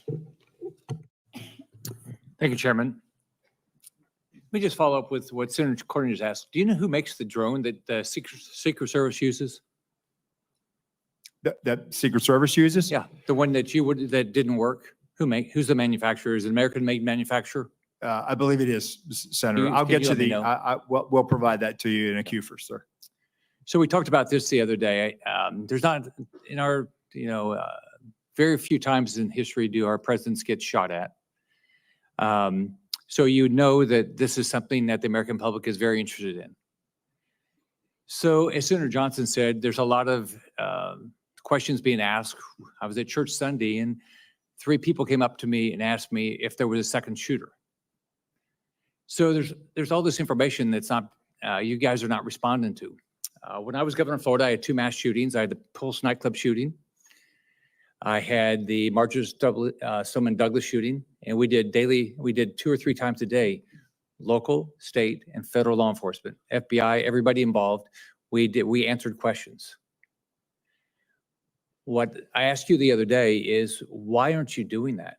What you've allowed, what both of you have allowed, you've allowed the public to ask, assume the negative. And so which I don't get. I think you should have been doing, and I think you guys should have been doing all along, at least once a day press conferences.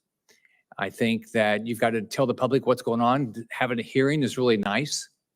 But how often are we going to do this? You're clearly not going to do it here for another month and a half. So I asked you the other day, why aren't you doing press conferences? And are you going to commit to doing press conferences? I think what you all said the other day, you're going to ask Secretary Mayorkas and Director Rowe if you guys could do those daily press conferences and start giving the public information. And what's the answer? So Senator, that's why, one, I'm here today. I'm here today to provide information and answer those questions. And we are moving towards doing more frequent releases of information. And we are willing to do that press conference. And once we get through this hearing today, we are going to, in all likelihood, do one this week. Okay, so what's the commitment to the public that you're going to do press conference? Are you going to, it's what, 17 days? I mean, the information, I mean, we are sitting 17 days into this and I'm getting asked questions that I can't believe are true, but the public believes it's true. So what you all are doing is you're ruining your reputation, impact the integrity of the federal government. It makes no sense to me. So are you going to commit to, are you going to do it once a month? I mean, both and the FBI, the same thing, not just you. What did Director Ray say? Did he say you couldn't do it? Senator, if I may jump in here. First, thank you all for your guidance in this regard. And in fact, we haven't done something every day, no doubt about that. But, you know, we're focused from the FBI side on the investigation in part as we laid out here today. We actually, based on your guidance, we did a media engagement, not a stand-up type press conference just yesterday, and laid out in full everything that I've shared here, and even beyond that, just in the interest of time. But we are, because of the intense interest in this and the implications and the national importance, we've literally provided everything through media and through journalists and here, all of the information that we have derived from the investigation thus far. We remain committed to do that in full, answering any and all questions and sharing any and all information we obtain. Do you guys realize the value of going in front of the press and answering all their questions? I mean, you realize that if you don't do it that way, everything gets filtered. You get to put out all the information, and you should be providing. I mean, you should be every day say, this is what we know now. This is like Senator Johnson put together a timeline. You should have put together a timeline. You should immediately put out, this is what we know right now, and this is what we don't know. Like you've said, you don't know how the gun got up there, right? You've said it, but why have that should have been out all along? Say, we're looking at it. It doesn't make any sense. We've done this. We've done this. We've done this. If you do, I mean, I just don't get it. Why what you're doing? You're ruining. I've said this about the FBI. I mean, the people that work at the FBI, people work at Secret Service, they're great people. You're a black hole. You lose the support of the American public because people don't believe you're being direct with them. So I completely disagree with your approach. I just want to finish. I've got like everybody else. I said I did a letter July 18th. I haven't gotten any answers yet. I want to put it into the record, and I'd love to get the answers to this because this is what the public is asking for. They want more information. They want to know what happened, who's going to be held accountable, and how we're going to make sure this never happens again. Thank you. Without objection, it'll be entered in the record.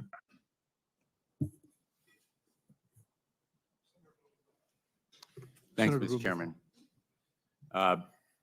Thank you for being here, to both of you, and more important, thank you for your professional dedication, your personal bravery, and your devotion to the ideals of law enforcement. I know for both of you, this moment is a painful one.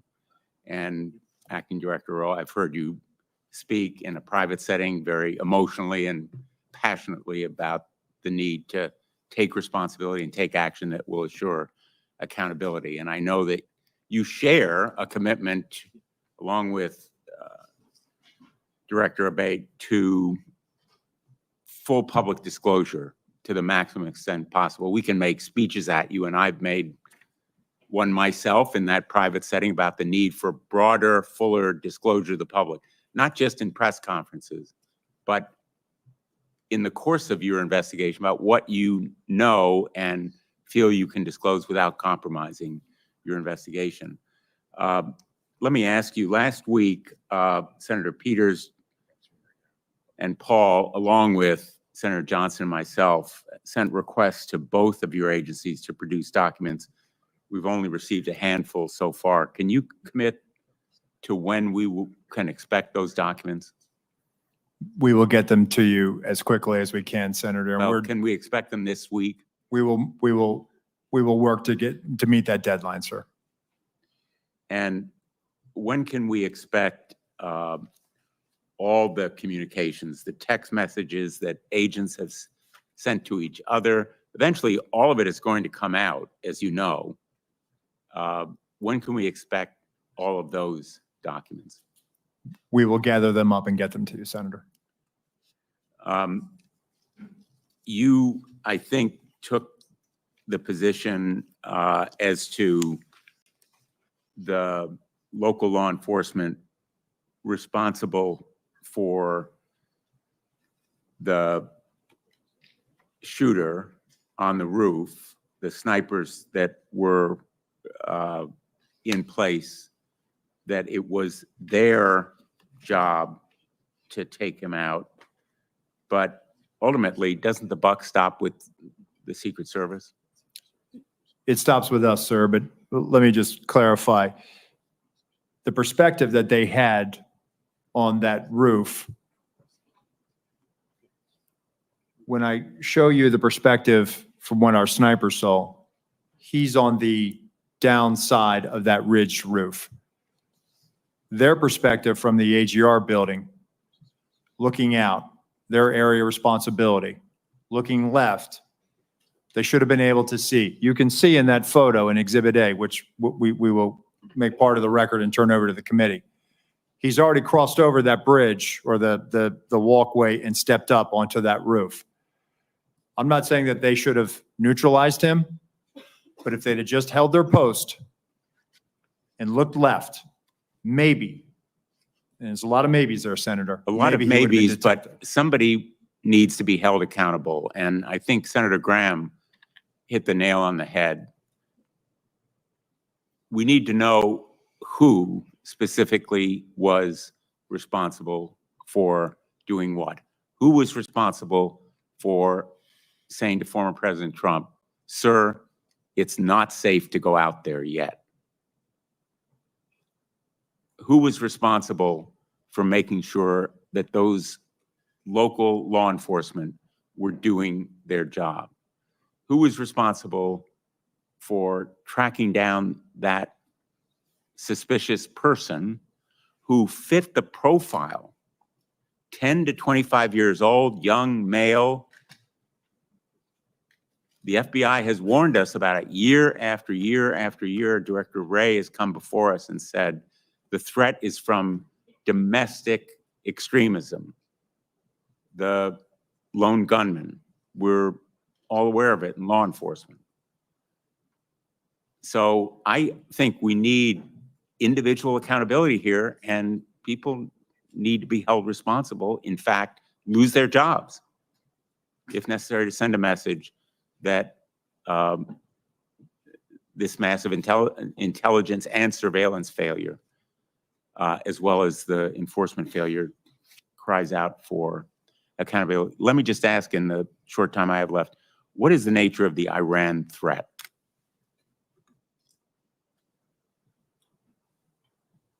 I'm sorry, Senator, could you repeat the question? What is the nature of the Iran threat, the threat to former President Trump that has been mentioned? But we know that, let me be clear here, the terrorist regime of Iran have been targeting people, our country, for many, many years now. We've talked about that here before. I want to be clear about that. From the FBI standpoint, we know publicly they've targeted former President Trump. They've called for his assassination along with other current and former government officials. That's public information. It's well known to everyone. A specific or imminent threat on July 13th?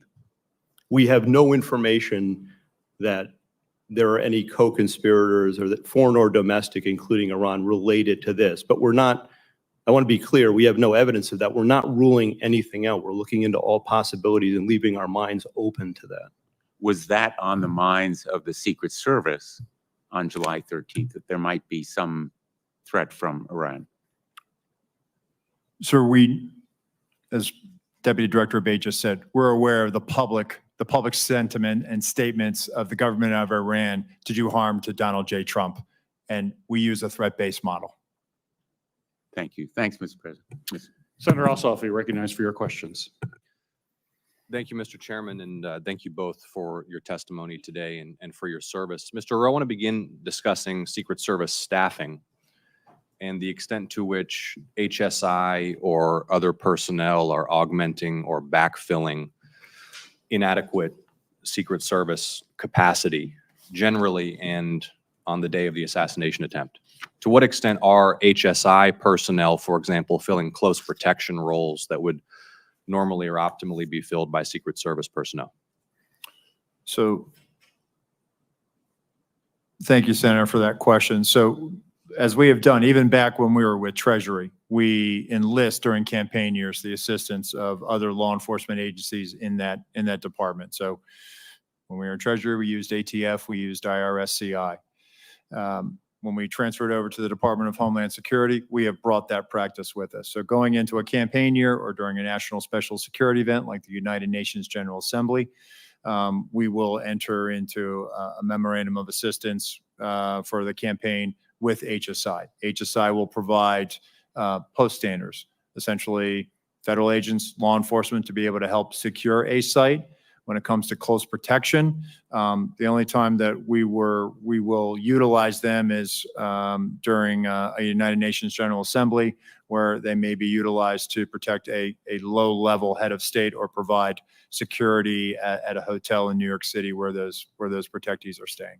So on the day in question, all of the former president's close protection detail were full-time Secret Service personnel? They were, and they were assigned to the Donald Trump detail. Interoperability with other federal and state and local law enforcement agencies, specifically on communications. What have you determined to date played a role in failures to swiftly communicate between agencies the suspicion or identification of a threat? Well, I think there was a delay in reporting, not having that real time. So as they were closing in on him, as information is known, as Be more specific when who were closing in on him. as local law enforcement were closing in on him, as he's seen scurrying across the roof, right? That information, and we're getting to the bottom of that. We're working on trying to figure out what was the delay. Why didn't we hear that coming out of the unified command? So based on the information I have right now, what I can tell you, Senator, is that apparently not having that real-time information is what really hindered us in being able to understand more than it was just the locals working an issue at the 3 o'clock. There was actually a little bit something more urgent than that. Does it appear that that is due to a lack of communications links between relevant officials and agencies, or poor communications practices and a failure to report? I don't want to rule out. I want to have a neutral opinion on that. So I don't know if it was poor practices. I can tell you that the interoperability, having not being able to have that technical fix, which is a lofty goal to be able to do that, is something that has been a hindrance. But that's why we use a counterpart system. So there, in fact, is not the capability when an intergovernmental, interagency team is deployed to secure a site like this and to mount, if necessary, a quick reaction. There is not currently the capability for example, state law enforcement SWAT personnel or local law enforcement officers to communicate directly with Secret Service officers on site? So technically you could do it, but it would take a long time to get it done. And for a 1 day or an 8-hour operation, it requires a lot. And it would be months of planning, of knowing that we are going to go to this particular jurisdiction and that we're going to need your frequencies, the keys, and we're going to need to load you into our radios, and you're going to be needed to load it into ours, and vice versa. Right. Well, this presents potentially, I think, an opportunity for the Homeland Security Committee. I mean, not just in an executive protection context, but any complex incident response, any counterterrorism, any natural disaster context. The inability swiftly to link personnel from disparate jurisdictions at the local, state, and federal level is a vulnerability for the nation, is it not? I would think, and based on my experience, being able to talk to other agencies in real time certainly would assist in that response. Mr. Chairman, do I have time for one more question? No. Yes. Thank you. I know others have touched on this. One of the things that's been most baffling to the public has been the failure to fully secure this structure, which even to a layperson's uninformed eye clearly presents as a site from which an attack on the former president of this event could be mounted. And it had particular characteristics that made it even more of potential value to an attacker. Just walk us through one more time. Is there not an established doctrine or practice or checklist by which such sites are assessed for threat and determine whether or not to be within or without of the security perimeter? So Senator, controlling high ground is something that is a must for us whenever we go into a location. Well, I know we're all eager for more information on why that task was not completed in this case. Thank you for your testimony. Thank you, Senator Ossoff. Senator Lee. Why was President Trump allowed to take the stage at 6:02 p.m., exactly 17 minutes after multiple suspicious person reports were provided, complete with photos and information suggesting that the assailant had a rangefinder, something that ordinary people don't use in this kind of circumstance? Senator, again, it was suspicion, not weapon, or there was never communication of that there was an individual with a gun or threat or other bad intentions. How many suspicious person reports did you receive that day? I'll get back to you on the exact number, but there were other individuals that came to the attention of law enforcement that day. Would President Biden ever be allowed on stage under similar circumstances with an unresolved set of multiple suspicious person reports provided, including indicating that there was a rangefinder involved?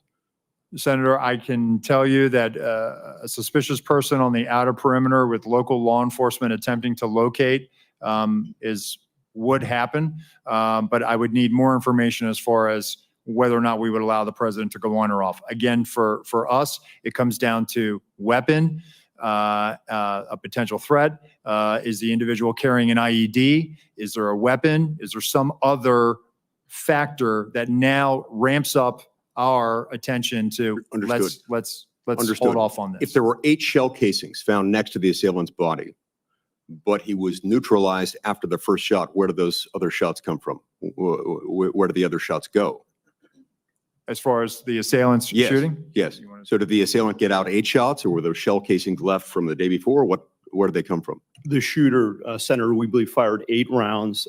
We had the shooting reconstruction team go out there for a period of days and collect all that. So we have bullet holes, bullet fragmentation, all taken back, and we're still putting together the trajectory and ballistic analysis. Although we do have fragments of the bullets, and bullets have been collected in the distance from the shooter's weapon. Gotcha. It's my understanding there was a sniper team assigned to a window with complete overlook, complete view of the roof, the same rooftop, sloped rooftop where the shots were fired.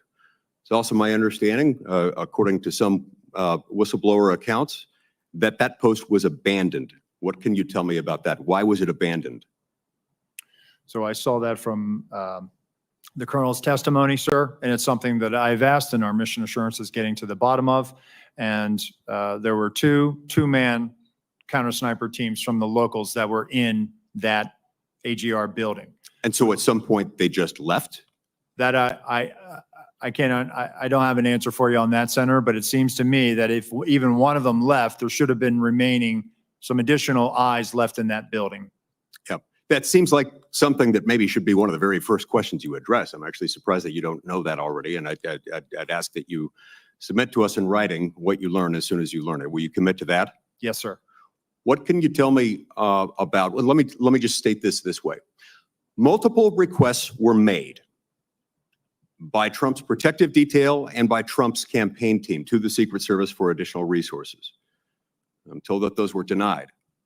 And as I recall, the Secret Service spokesperson initially denied that such requests were made and denied. Why not tell the truth from the outset? What were they trying to do there? So, Senator, I don't think there was any intention to mislead. Seems like a pretty material fact, doesn't it? I saw that report. Go ahead, Senator. Will you commit to me that you will submit to us in writing what requests were made, by whom, and to whom, and when they were denied? I will, sir. Okay. Look, at the end of the day, we're looking at a situation in which, at a minimum, people knew that this guy had a gun at least 2 minutes before the shooting happened.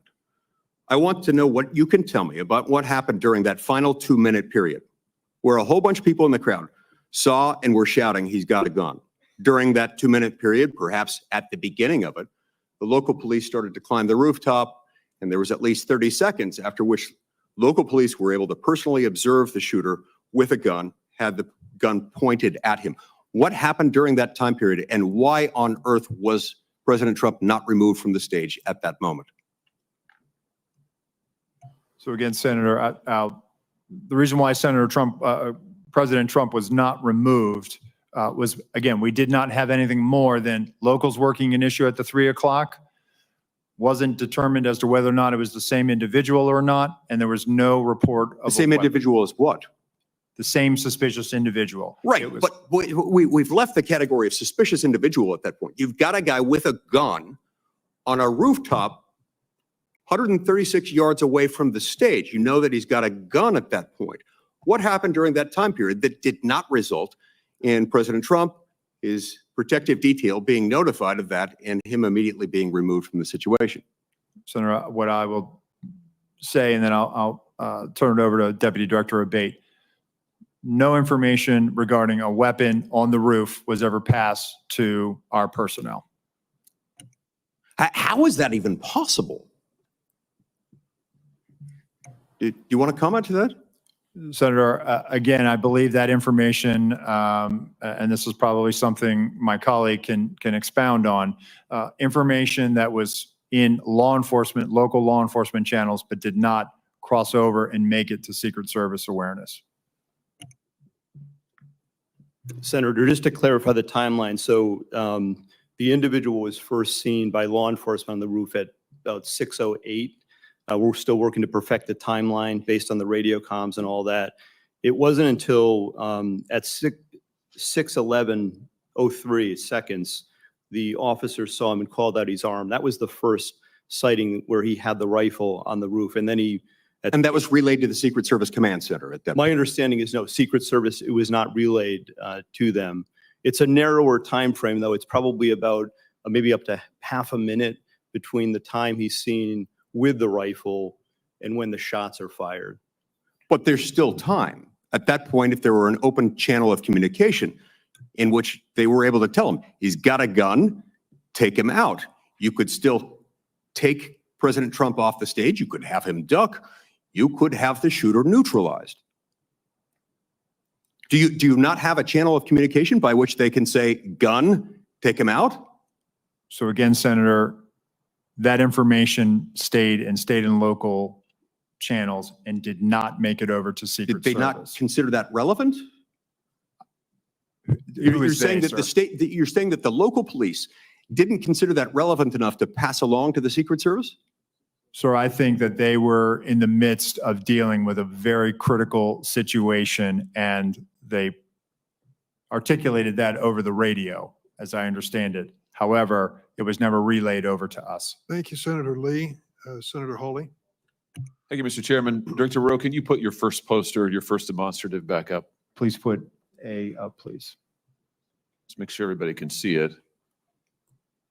This is the photograph, I believe, that you took, your team took of the roof, the AGR roof. Yeah, that's the one.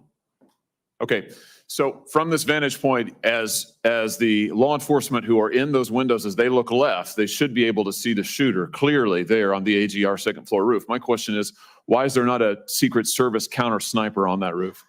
So Senator, we're, when we post up, our methodology is to look at things that can see in on our protectees so that they can provide that coverage. But why is there not a Secret Service counter sniper there with clear line of sight? That roof has a clear line of sight to the former president. Why didn't you put a Secret Service counter sniper there? The Secret Service's counter sniper role is to neutralize those threats that are looking in on us from where the protectee is, not necessarily You think maybe you might want to revise that protocol in light of what happened here? They were protecting the principal, and I think The principal got shot.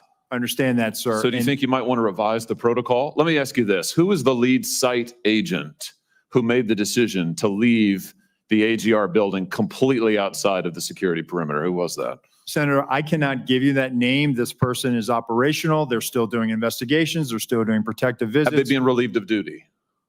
Senator, they have I not know been their relieved name, of by the duty. way. Why have they not been relieved of duty? They are still cooperating, not only being interviewed by the FBI, but also by our Office of Professional Responsibility. And we will let the facts of the mission assurance and any further investigations play out. Isn't the fact that a former president was shot, that a good American is dead, that other Americans were critically wounded, isn't that enough mission failure for you to say that the person who decided that that building should not be in the security perimeter probably ought to be stepped down? Senator, I think you're using the word decided, and I think we need to allow the investigation play out to include. So who did make the decision then? If it wasn't the lead site agent, who made the decision not to put that in the security perimeter? Senator, you're zeroing in on one particular agent. I want to find out exactly what was the entire decision process. So I think I want to be neutral and make sure that we get to the bottom of it and interview everybody in order to determine if there was more than one person who perhaps exercised bad judgment. Well, sure. My question is, why don't you relieve everybody of duty who made bad judgment? So yeah, you're right. I am zeroing in on somebody. I'm trying to find somebody who's accountable here. And you're telling me that the person who made the decision not to include this in the perimeter has not been relieved of duty. What about the person who's in charge of the interoperability of radio frequencies between local law enforcement and Secret Service? Has that person been relieved of duty? No, Senator, because interoperability is a challenge, is a greater challenge than just one person. On that day, we had a counterpart system. It failed As the spectacularly. person who made the decision to send Donald Trump onto stage, knowing that you had a security situation, has that person been relieved of duty? No, sir, they haven't. Has the because- person who decided not to pull the former president off of stage when you knew that, in your words, the locals were working a serious security situation, has that person been relieved of duty? No, sir. Again, I refer you back to my original answer that we are investigating this through a mission assurance. And as opposed to zeroing in on one, what more do you or need two to individuals, investigate we wanna to find out know exactly what the what more do you decision-making need to process was. investigate to know that there were critical enough failures that some individuals ought to be held accountable? I mean, what more do you need to know? What I need to know is exactly what happened, and I need my investigators to do their job. And I cannot, people didn't do their I cannot jobs. put my thumb on the scale. Otherwise, what do you mean put your thumb on the scale? You're asking me, Senator, to completely make a rush to judgment about somebody failing. I acknowledge this was a failure of the Is it Secret not Service. prima facie that somebody has failed? A former president was shot. Sir, this could have been our Texas school book depository. I have lost sleep over that for the last 17 days, Then just like you fire have. somebody to And I will hold them tell you, Senator, accountable. I will tell you, Senator, that I will not rush to judgment, that people will be held accountable, and I will do so with integrity and not rush to judgment and put people I can't believe unfairly that you persecuted. are unfairly persecuted. Unfairly, We've got people sir. who are We dead. have to be able to have a proper investigation into this, Senator. You said earlier that you've got to make sure that your protocols are followed, and unless there's a protocol violation, people wouldn't be disciplined. I would just say to you, I don't really care that much about your protocols. I think if your protocols don't provide for the fact that when a former president is shot, when an American is killed, when other rally goers, innocent people who just showed up on the day, when they are shot at and critically wounded, if that isn't a protocol violation prima facie, you should revise your protocols. Senator, I think this is where you and I agree. This was a failure, and we will get to the bottom of it. Well, I hope you're going to do something about it. Let me ask you something else.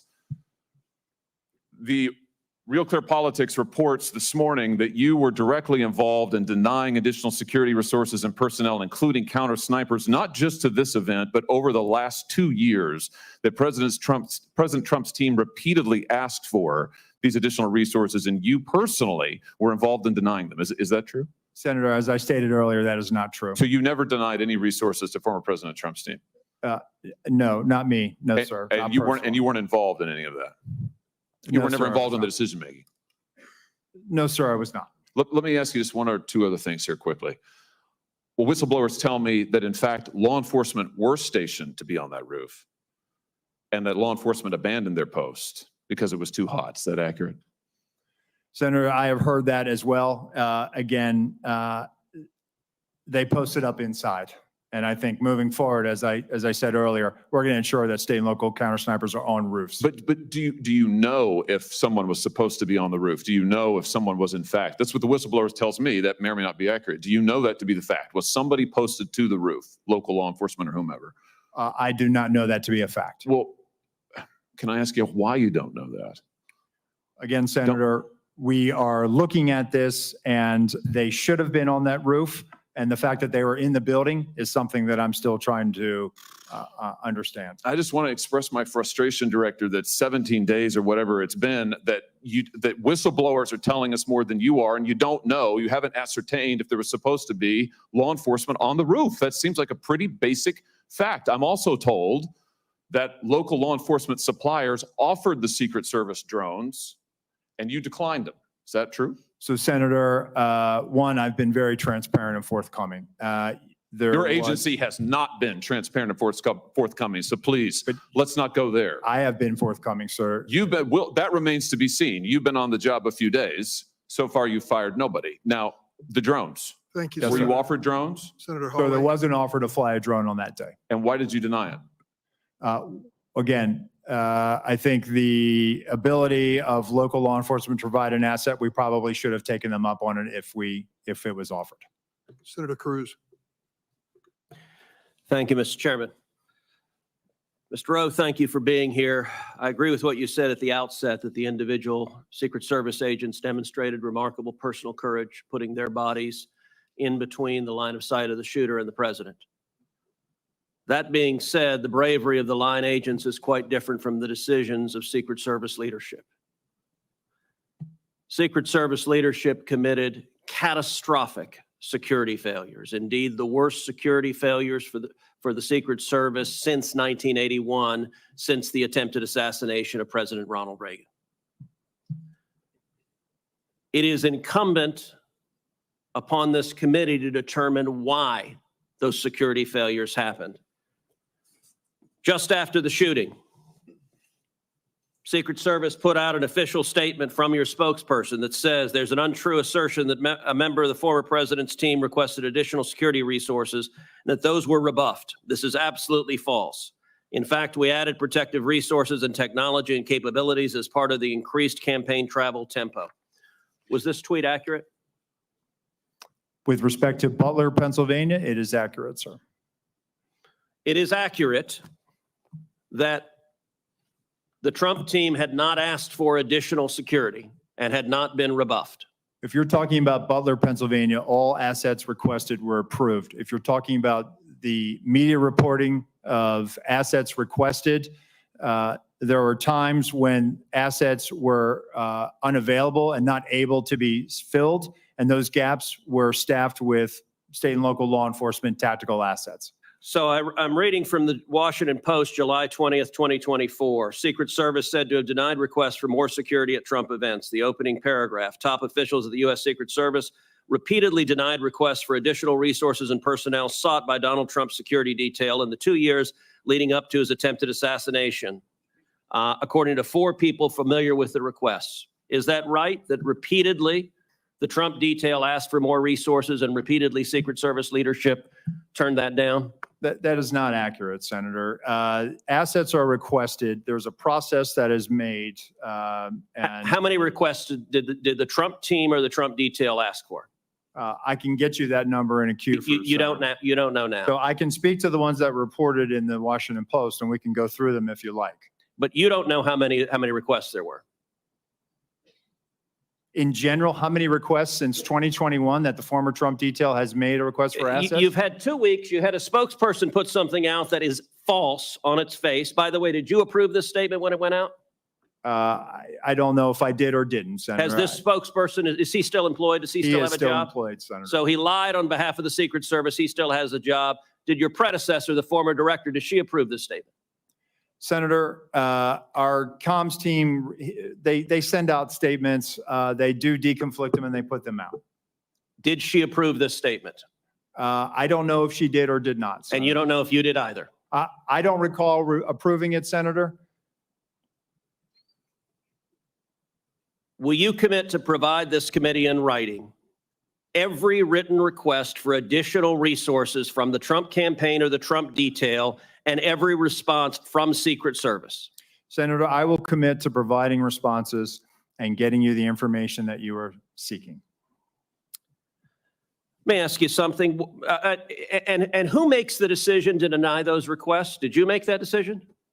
Which requests? Are you talking about the ones that were in the Any of Washington them. Post?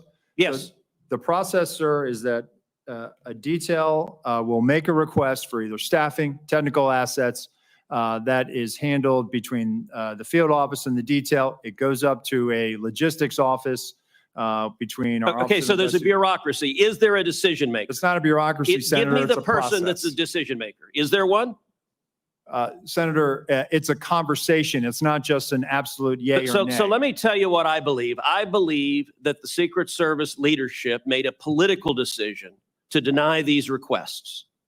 And I think the Biden administration has been suffused with partisan politics. Did the same person who denied the request for additional security to President Trump also repeatedly deny the request for security to Robert F. Kennedy Jr., whose father was murdered by an assassin and whose uncle was murdered by an assassin? Did the same person make that decision? Senator, what I will tell you is that Secret Service agents are not political. Okay, you're not and nor answering do my, they but you know allow. what? I'll get Leadership to your appointed by answer, the Senator, president, if you allow leadership me appointed to. by the president is political. I have a simple question, yes or no. Did the same person deny the Trump request that also denied the RFK request? That's a yes or no question. Senator, that is not a yes or no question. One, there is a process for a candidate nominee to receive protection. Is there, does That the is buck a stop anywhere? bicameral- that Does is the a buck bicameral, stop anywhere? bipartisan process that the Hill It's a participates in. bicameral, bipartisan process. What For a cameral? candidate, You for are a not a candidate Congress. You don't protectee, have a cameral. Mr. Kennedy submitted a request that was referred over to the CPAC. Okay, you're refusing to answer the question. Let me ask, because the failures on that day were catastrophic. By the way, is it true that on the day of the Butler event that Secret Service transferred agent from President Trump to the First Lady? No, sir, that's not true. That's been widely reported. It's not true. There was one airport agent that actually went on the manpower request for the Trump detail. They handled the arrival at the airport. What for is the First Lady what was the and relative size of the Trump detail compared to the detail that is assigned to the President or the First Lady? Senator, the former president travels with a full shift, just like the president. What's so the exact same size? Is that your testimony that President Trump had the same size detail that President Biden has? On the day of in Butler, the agents surrounding him, it is the same number of agents surrounding the president today. There is a difference between a sitting president who also not only Hold on, you're using president in a way that is not clear. Is it your testimony that in Butler, Pennsylvania, Donald Trump had the same number of agents protecting him that Joe Biden has at a comparable event? I'm telling you the shift, the close protection shift surrounding. That's a yes what or you no. asked me, Senator, and I'm trying to answer it. You are not answering it. Is it the same number of agents or not? Senator, there is a difference between the sitting president of the United States. Then what's the difference? The difference? 2x, 3x, 5x, National 10x? Command Authority to launch a nuclear strike, sir. I'm There not are other asking- assets How many that more travel with agents? the president that Sir, the former president sir, will you are not get. refusing to But answer the number of straight- Secret Service Sir, agents protecting him. Stop interrupting me. Go ahead, You are Senator. refusing to answer clear and direct questions. I am asking the relative difference in the number of agents between those assigned to Donald Trump and those assigned to Joe Biden. I'm not asking why you assign more to Joe Biden. I'm asking, is the difference, is it 2x? Is it 3x? Is it 5x? Is it 10x? Senator, I will get you that number so you can see it with your own eyes. Senator Marshall, you're recognized for your questions. Thank you, Mr. Chairman. Director Rowe, there was probably 10 buildings within sniper range of President Trump on that afternoon. Why was the building being used by the sniper not in the security zone? That's a question that I've asked, Senator. There was a decision that we were going to construct the site and it was going to maintain within the Butler Farm site, Butler Farm Show site. That building, that AGR, was right on the curtilage of our outer perimeter. And it's something that I, again, having been there and walked it, I had a hard time understanding. So as there's to no why. protocol that says anything within 300, 500 yards, direct line of the president should be in or out of the security zone. There's not a protocol that describes that. So Senator, what we try to do is we try to either control the high ground or mitigate line of sight concerns. Okay. You've stated that on multiple occasions, President Trump's team was denied more of a detail, more assets. Who denies that? Who is the person that denies that, generally speaking? So Senator, there's a process. Again, there's a conversation had with the detail. There's got to be a buck stopping. There's got to be someone. Who is the person? Is it a level within the DC agency? Is it someone in the Pittsburgh office? Who denies this? It has nothing to do with the Pittsburgh office, Okay. sir. It is a conversation between not only the detail, the field office, but also. I don't want to know the conversation. I want to know who makes the decision. The decision, sir, is it's our process between the Office of Protective Operations and the Office of Investigations. Is there a title for this position? It is called we affectionately call it the war room, and it's where all of our logistics files into. So it's a room that makes the decision. It is a staffing and assignments officer. Okay. Is the Secret Service required to do a briefing with all entities of law enforcement involved in the event of the days leading up to the event and the day of the event? We do a police meeting, sir, where we start the So initial. it's required. Is it required? Is it part of your standard operating procedure? The police meeting is what initiates the advance, and that is what is required. Was this meeting held on that day? The police meeting took place on the days prior to that.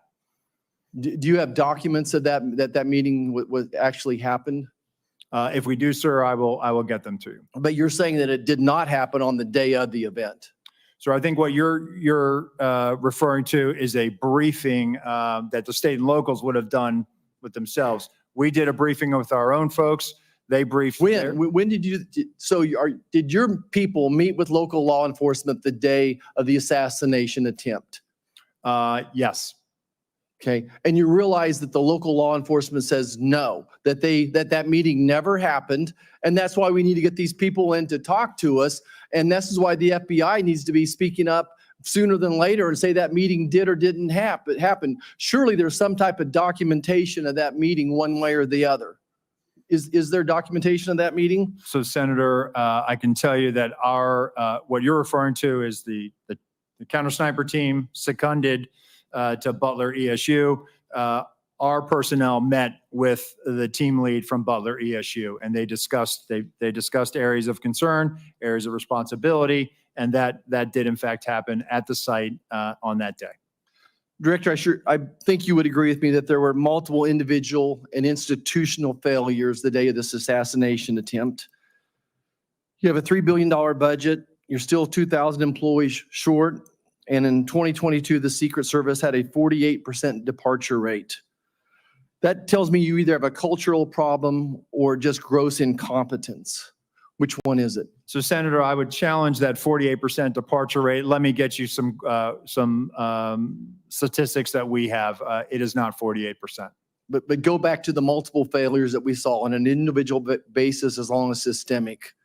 I think it proves that there's either incompetence or some type of a cultural problem within the SS. So Senator, I know you're not calling our workforce incompetent, and I know we do not have a cultural problem. If anything, we are dedicated to making sure that we don't have mission failure. And let me get you the hiring numbers that we have, because I think you will actually see that, no, we've actually done very well fairly recently with trying to make sure that we have the numbers that we need. Of course, we need more people. Everybody does. But let me get you those numbers, and I think let your own eyes. Would you also disagree with me when it's reported that almost 50% of the rank and file officers don't trust leadership within the Secret Service? Senator, I think it's the right of every worker to talk bad about their boss. Thank you. I yield back. Senator Hirono, you're recognized for your questions. Thank you, Mr. Chairman. Clearly, there is a lot that the Secret Service has to answer for in this stunning security failure.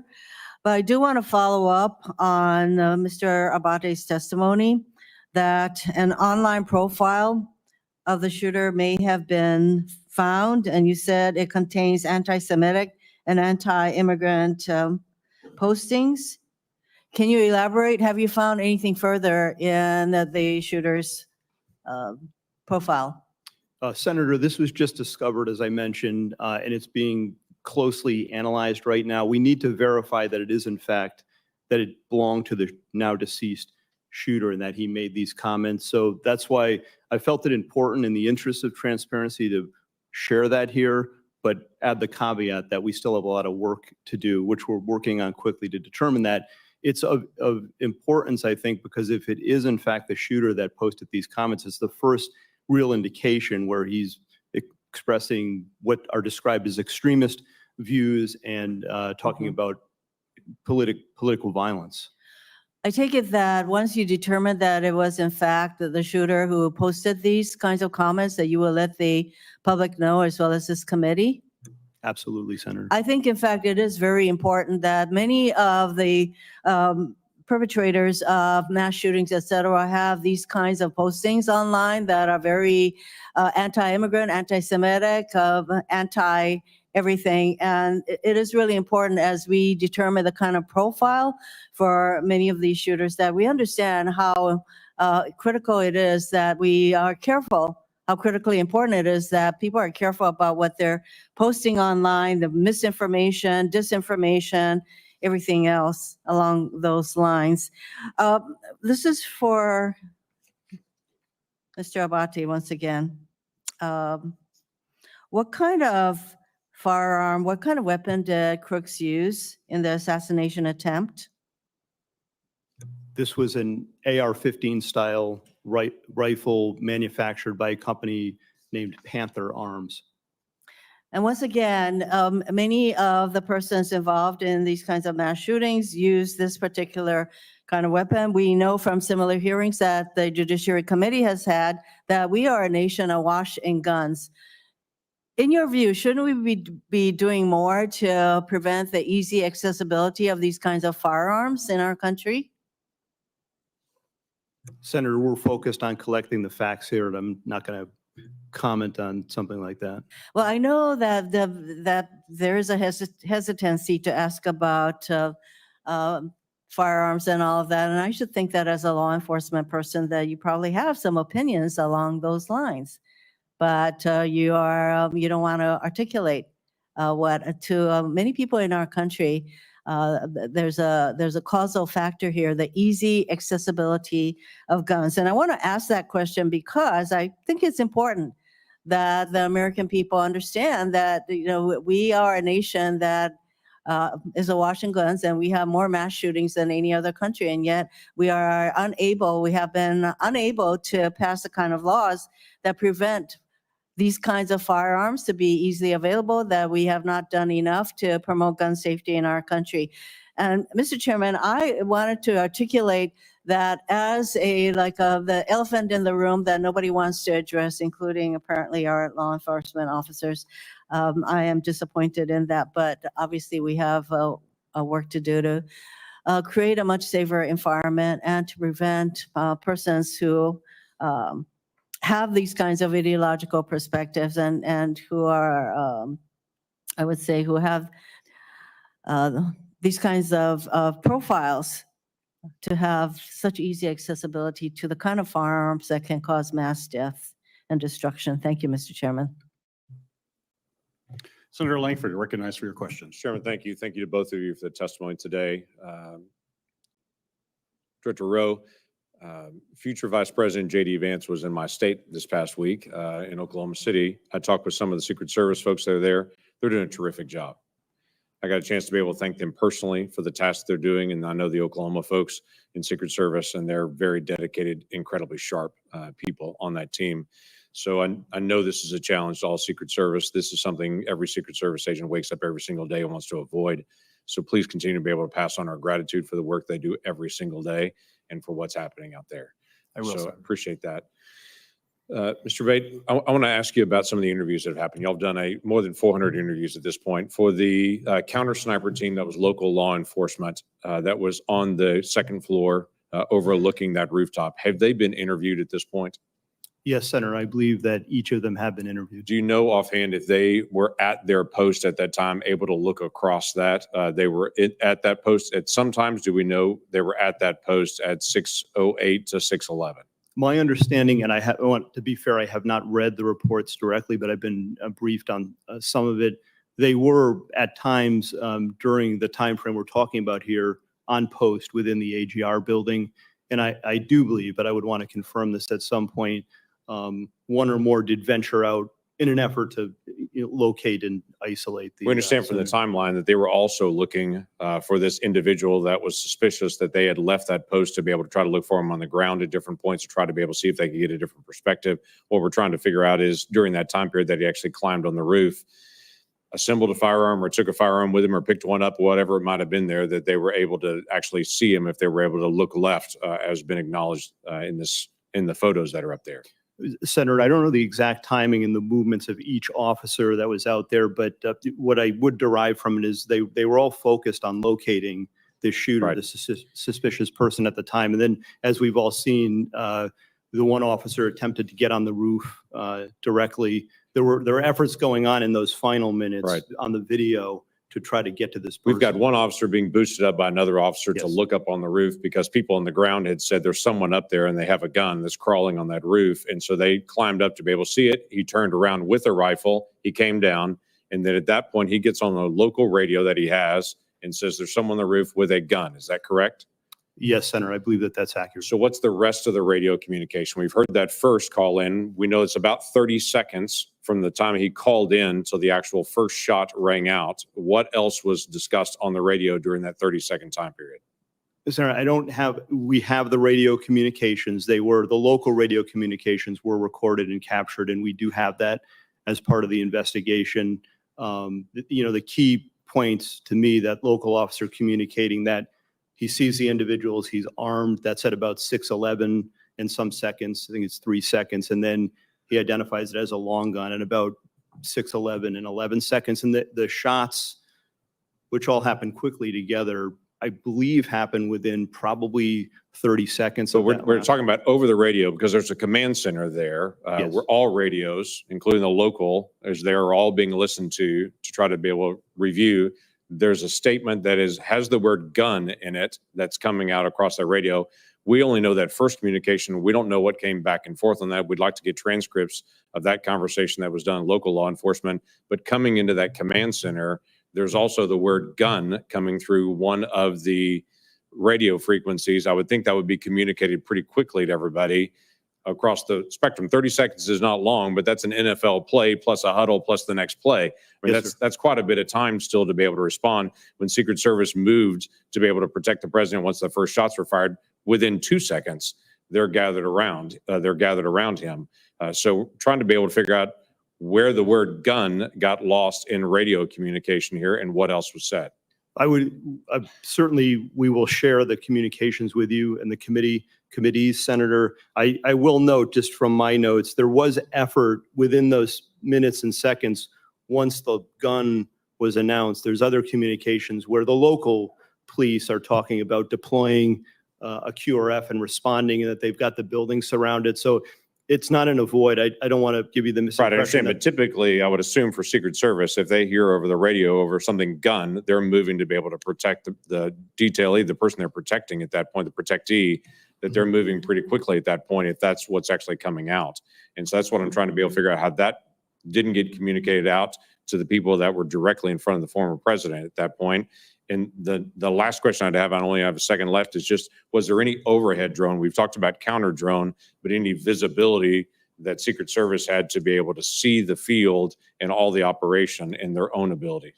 No, sir. And as was asked by another senator earlier, it appears that there was an offer by a state or local agency to fly a drone on our behalf. And I'm getting to the bottom as to why we turned that down. Okay, thank you. Senator Kennedy, you're recognized for your questions. Thank you, Mr. Chairman. Mr. Abbate, am I saying your name right? Yes, Senator, thank you. You are the Deputy Director of the FBI, is that correct? Yes, Senator. Is there any doubt in your mind or in the collective mind of the FBI that President Trump was shot in the ear by a bullet fired by the assassin crooks? Senator, there is absolutely no doubt in the FBI's mind It whether wasn't, former President Trump was hit with a bullet and wounded in the ear. No doubt, there never has been. okay, I've been part of this investigation since the very beginning, and that has never been raised. you're sure? Yes. It wasn't a space laser. No, It wasn't a murder hornet.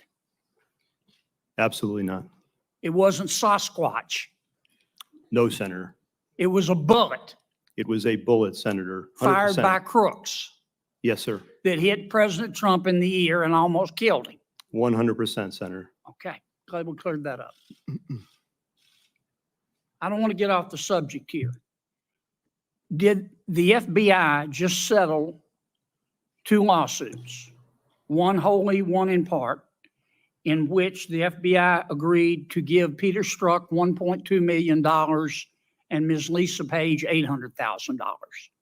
It's my understanding, Senator, that the Department of Justice was involved in that, not the FBI. The FBI had nothing to do with it? There may have been consultation with our general counsel's office, but Does the FBI have to sign off on it? I don't know the answer to that. I don't believe so, but I would want to confirm that. I would like you to, this would be the same Lisa Page who said to Mr. Strzok,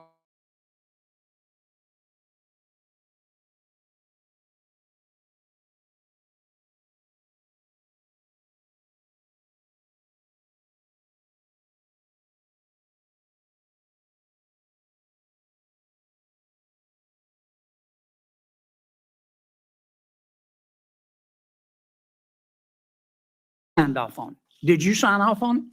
I absolutely did not and would never sign off on something Did like Chris that. Ray sign off on it, the settlement? I don't believe he did, Okay. Did you don't know what? nor do I think he would have. You need to let me know who signed off on this, if anyone at the FBI. So it was Merrick Garland who agreed to do this, is that right? I don't, Senator, I do not know. Well, hell, who signed somebody off had on to that. agree to it. I've settled a lawsuit before. The client's got to agree to it. You're the client. All right. Understood. I'm gonna direct in to the Department of Justice to All answer right. those Get questions. me That's- that information if you would. Mr. Rowe, help me understand this. The assassin Crooks fired his first shot, as I understand it, at 6:12 p.m. He was about 150 yards away. It's been reported that the snipers, the government snipers, saw him on the roof 20 minutes before. Not 2 minutes, 20 minutes before. Is that correct? Senator, that's first time I'm hearing this. That is not correct based on the information I have right now, sir. Well, when did the FBI snipers see him on the roof? Just Secret Service sniper, sir. I mean, I'm sorry, That- you're right. that's an Secret insult, Service sir. sniper. No, I'm just kidding. I understand. I apologize. When did the Secret Service snipers, one of whom ultimately shot the assassin Crooks, first see him on that roof? So, sir, immediately upon the shots being fired, our snipers, I know that, but when did they first see him? You got a guy lying on a roof. Yeah. You got snipers in an elevated position. They can look down on the roof. You got the guy lying there with a gun pointed at the former president of the United States. And I'm just, and they shot him. Good for them. He's now dead as Woodrow Wilson, and that's a good thing. I'm sorry. God forgive me, but it's a good thing. But when did the snipers first see him? as soon as he presented himself as a target and a threat to the president, sir. And when was that? He fires initially a volley, I believe it was 3 shots. No, he fired at 6:12 p.m. Yes, sir. Okay, that's the first shot. So within 15.5 seconds of the Here's first what- shot, he- he's Here's what neutralized. people are asking. Yes, sir. He was up, Crooks was up there. The snipers at some point saw him Yes, sir. our snipers, because they killed him. Yes, sir. When did they first see him? It has been reported repeatedly that the snipers first saw him 20 minutes before. That's more than a quarter in an NFL football game. Yes, sir. You don't know the answer? So to I do that? know the answer, sir. I'm telling you that, What is the answer? no, when they did did- not see him. They only They never saw him. No, sir. Well, They did not. how could they not see the guy? How could they not see him? They're in an elevated position.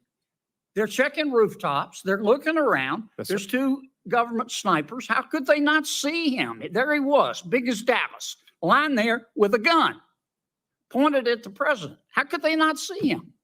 I believe he was obscured by that roof, sir. He did not pop up. The roof is flat with ridges. He's below the line where they would have seen him, sir. There is he did have concealment. I'm not going to say it's cover. He did have concealment, and then ultimately gets into firing position and fires. And within 15.5 seconds of his first shot, he's neutralized. I've gone way over. You gentlemen need to answer these questions. Mr. Deputy Director, get me that information about those lawsuits. Senator Rosen, you recognize for your questions. Thank you, Chair Peters, and Ranking Member Paul for holding this important hearing on the attempted assassination of former President Trump. I am grateful for everyone's service and dedication. However, it's critical that this committee get to the bottom of what happened that day so that we can prevent any future catastrophic security failures and ensure that nothing like this happens again. That's your mind. And so, Director Rowe, given that the event took place in a rural area, we've talked a lot about connectivity issues. Was law enforcement at a disadvantage due to a lack of or limited connectivity? And why has the Secret Service not adopted a dedicated satellite-enabled Wi-Fi connection, which would facilitate integrated communication, enable device connectivity to include drones, and allowing for the sharing of real-time intelligence? So Senator, thank you for that question. So based on what I've seen, that radio connectivity, cellular was an issue that day. With respect to the satellite broadband, that is something that I've tasked our CIO, and then we're getting some support from the Department of Homeland Security on. So we will start to leverage whatever asset we have to ensure that connectivity.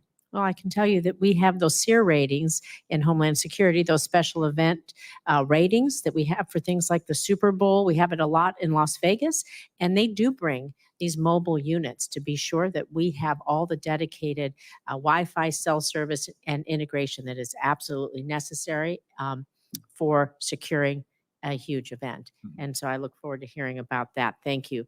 I want to talk a little bit about intelligence for lone wolf actors, because although we have not been made aware of any specific intelligence the Secret Service or others had in the shooter before the event, we do know that we have intel on Iranian threats against the former president. And so again, Acting Director Rowe, could you talk to us about how you utilize intelligence collection as a way of mitigating threats from state actors like Iran compared to what you do, compared to lone wolf actors, what it seems to be like the attempted assassin that we have here in Crooks.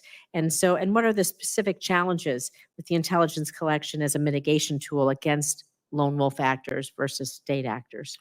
So Senator, first, let me preface by saying the Secret Service is not a member of the intelligence community. However, we are their biggest consumers of information, and we receive that information regularly, especially as it pertains to our protective mission and the people that we protect. We have embeds with the FBI through their National Joint Terrorism Task Forces.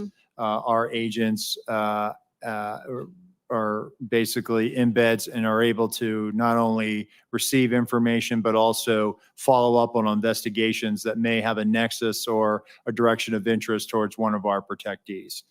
We have an excellent working relationship with the FBI. We have an excellent working relationship with the intelligence community. We are not collectors. We are consumers of finished analytic products that the intelligence community of the FBI produces.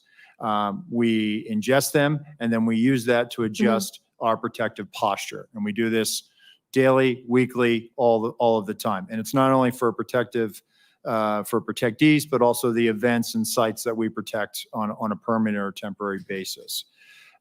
With respect to largely a lot of the people that come to our attention, and in the case of the assailant, you know, to me, as I overlay him over top of, say, John Hinckley, who tried to shoot President Reagan, I see an individual based on information that I have now, some of the great work that the FBI has done.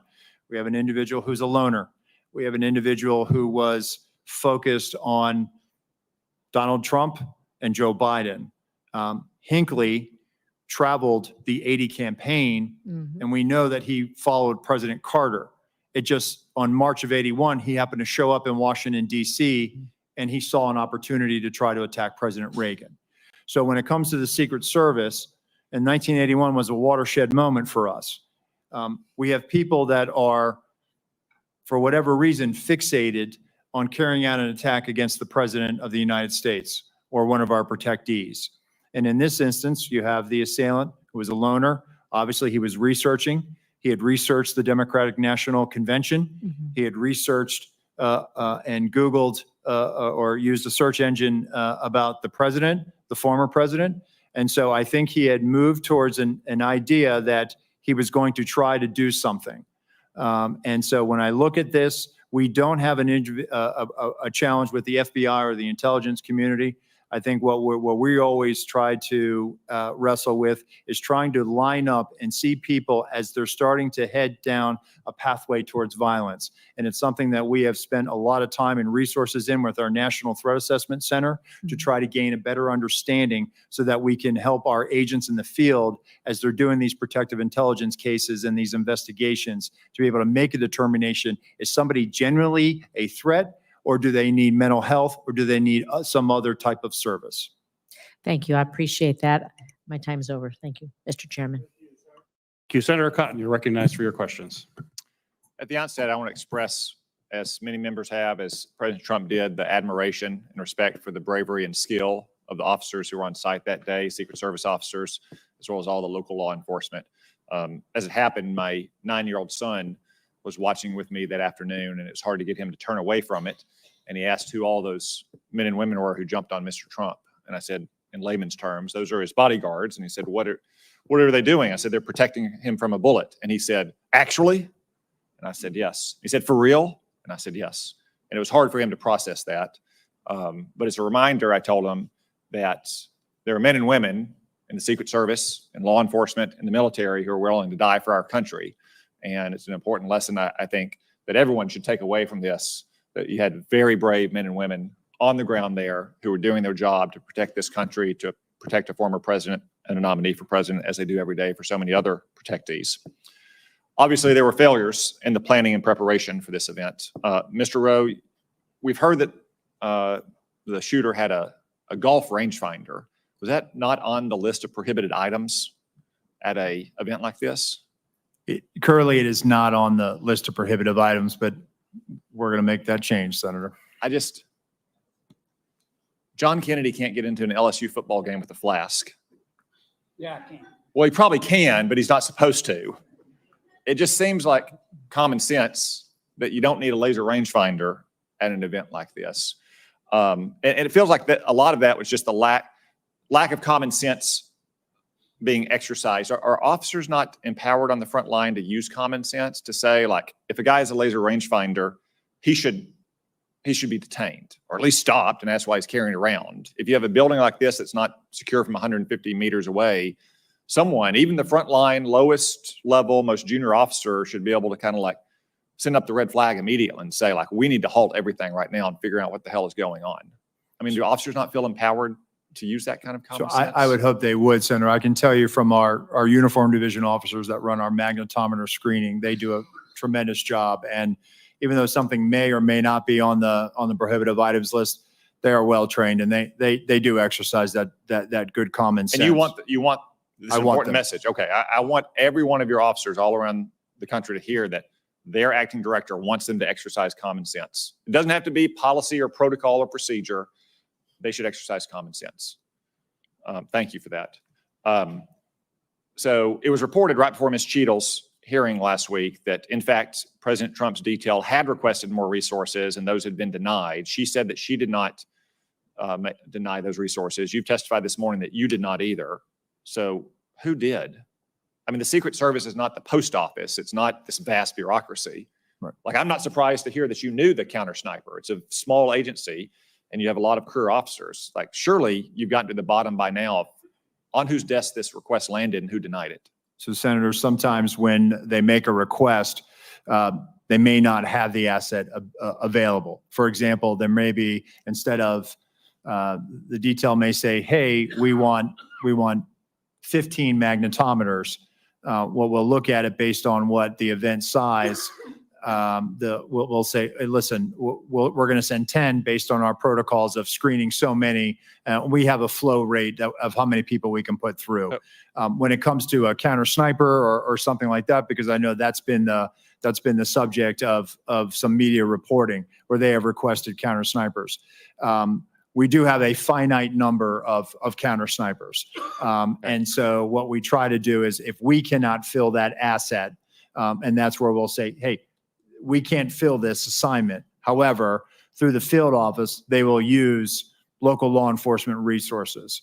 And so in those situations, for example, in the one that has been the subject of a lot of reporting with Pickens, South Carolina, they in fact did use local assets to be able to do that. And there were 3 counter sniper teams. One of them was formerly with the Secret Service Uniform Division. And so they actually used the same practices that we use. So it's not that there was a drop in the capability. They actually used the best practices that we would use. So the asset may be denied by Secret Service between the war room and that conversation with the detail in the field, but that doesn't equate to a vulnerability or a gap. Okay, one final question about the Iran threat. As you know, Iran made credible threats against several former Trump administration officials, many of whom still have government-provided security details to this day. Ms. Cheadle removed Secret Service protection from Robert O'Brien last year. Were you involved in that decision? So Senator, he was a memorandum protectee, meaning that the president authorized protection for him. We do not weigh in on who gets protection. Why?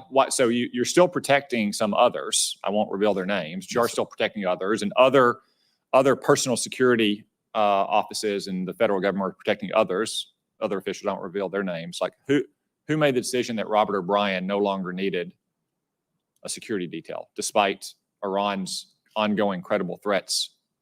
So I can tell you, sir, it wasn't the Secret Service. We don't factor into that decision. Can you take a look at why that happened now that you're in charge and consider the possibility that he might still need that protection, given all of his counterparts in the Trump administration still have protection? I will do so, Senator. Go ahead. No, you go ahead. Go ahead. I would have said, like, again, I'm not going to reveal the protective details, but I'm pretty confident that the agency can get this done.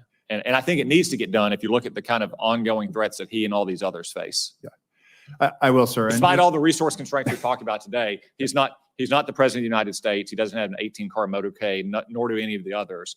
I think he needs that protective detail. And now that you're in charge, I'm asking you to take a new look at that and also talk to your supervisors inside the department about whether you can spare just that small, limited amount of resources, okay? Senator Welch, you're recognized for your question. I will, sir. Thank you very much. You know, there's, first of all, thank you both for the tremendous work you do and for all the folks behind you and under you. So thank you for that. I kind of want to follow up a little bit on Senator Cotton.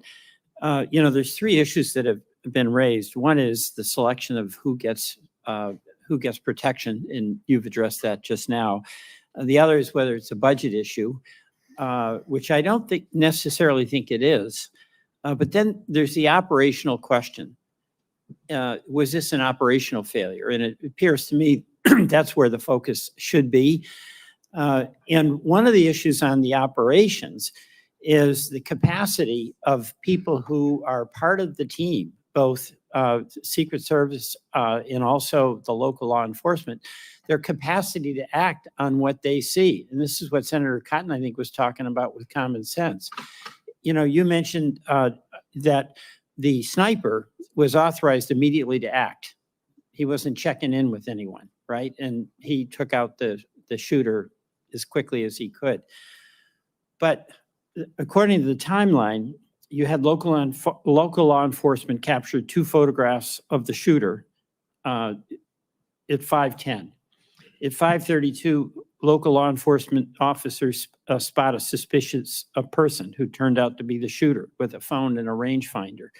At 5:46, the alert was so significant that snipers text photo of the shooter from where he was initially spotted to the USS lead sniper. I mean, how is it that where you had these experienced law enforcement people who understood the gravity of the responsibility of protecting the presidential candidate, the former president, none of these actionable observations resulted in action?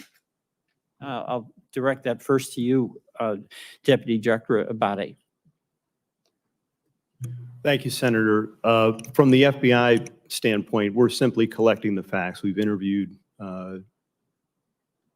most of the officers. Now we'll end up interviewing all of them. Okay, along we'll with go to Secret Service Assistant Director personnel. or Acting Director Rowe. So on that, Senator, I think there was a sense of this guy is standing out, and that's why he came to the attention of local law enforcement. No, I get that. That's my point. Right. He did stand out, Correct. but nothing happened.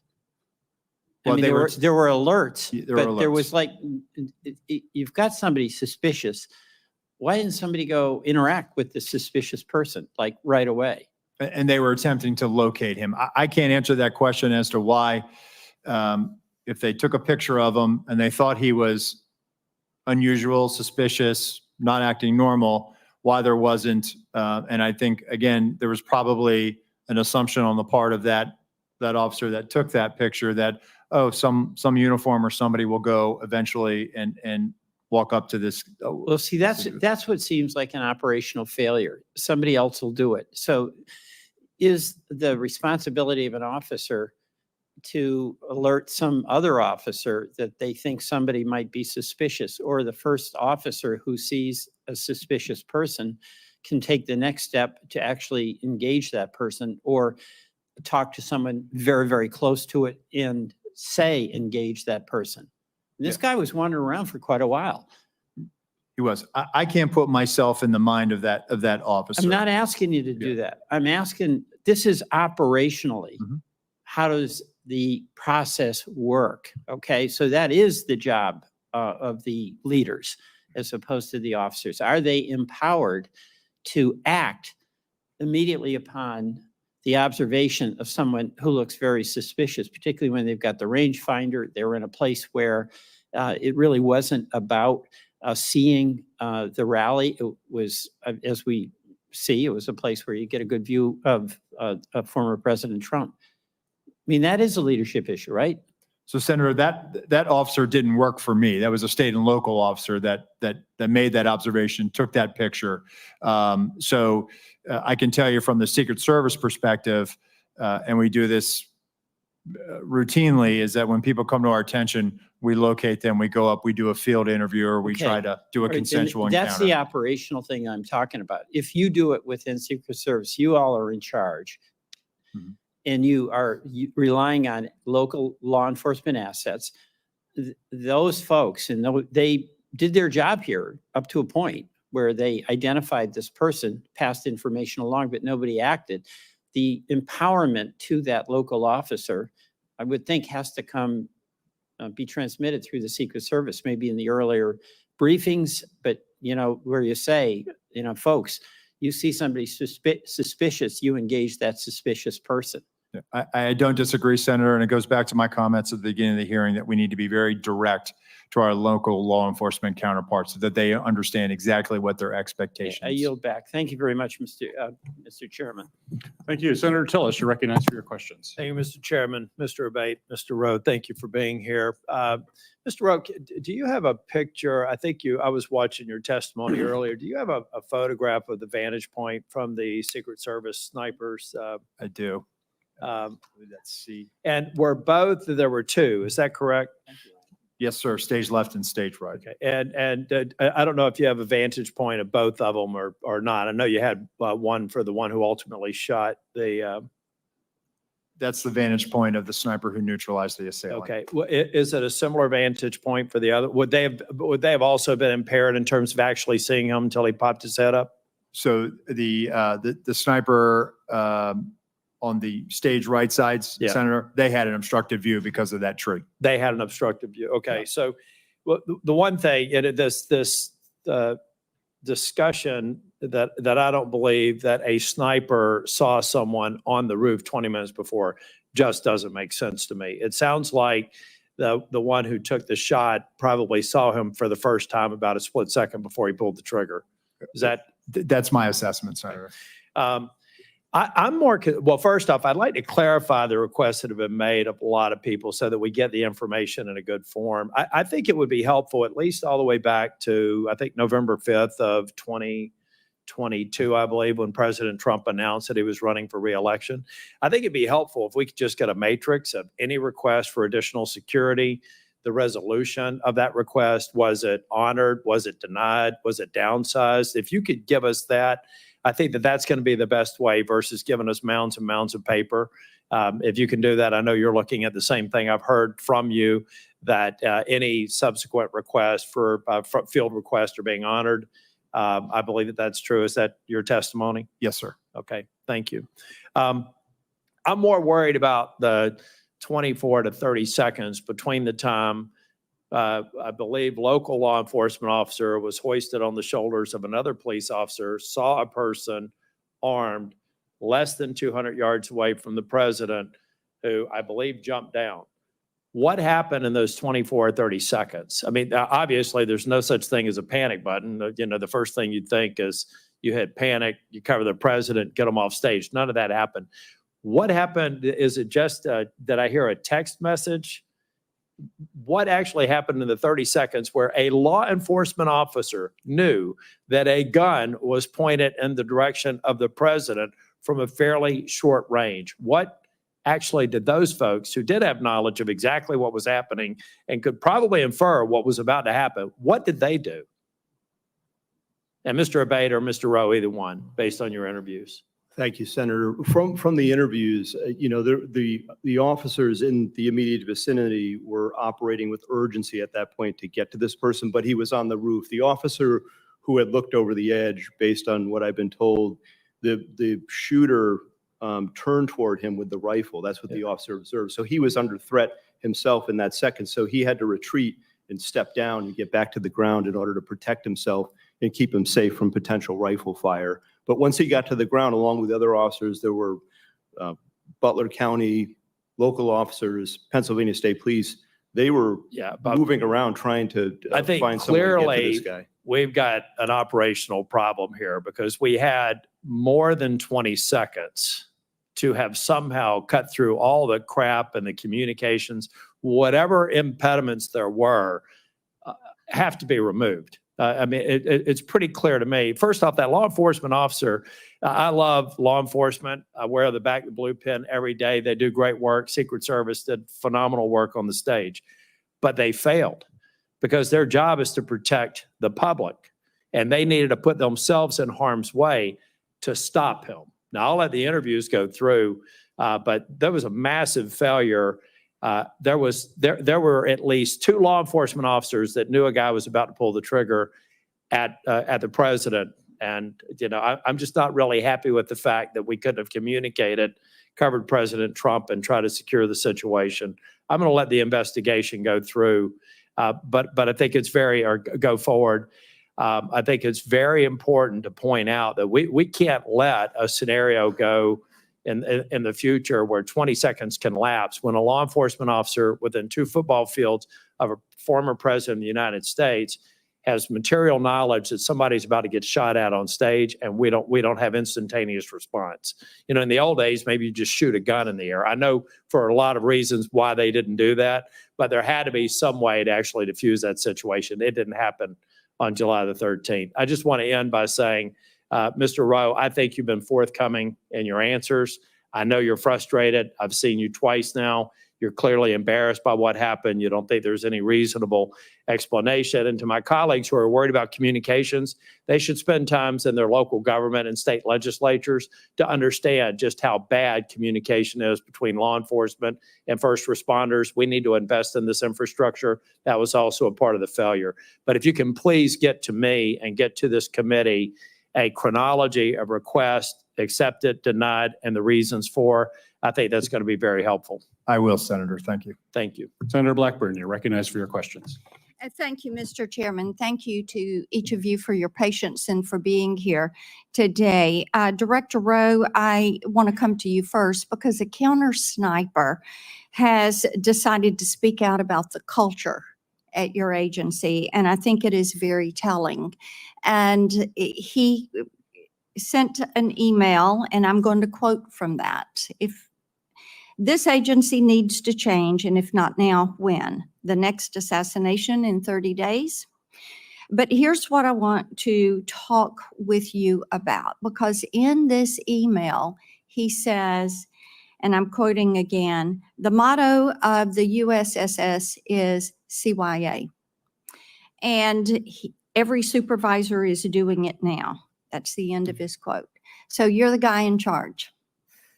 And you're one of those supervisors. You've been a career guy there at the Secret Service. The public has lost trust in the ability to execute the mission, to protect.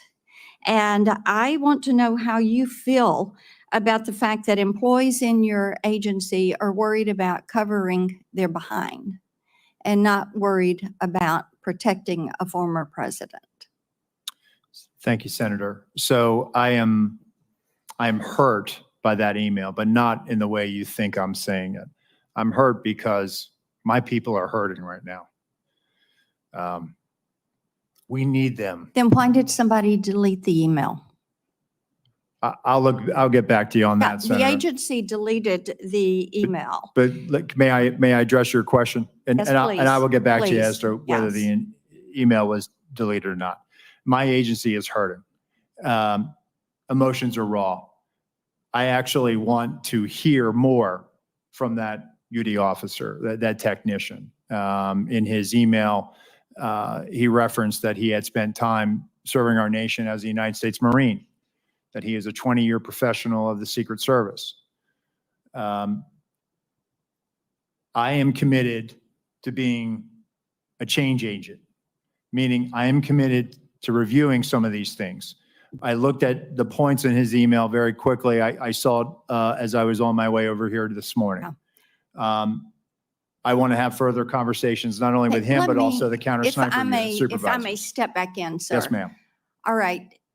So you want to talk with him. What about other whistleblowers?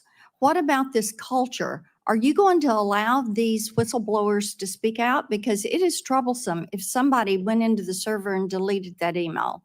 I would hope you will get to the bottom of that and be able to provide some answers.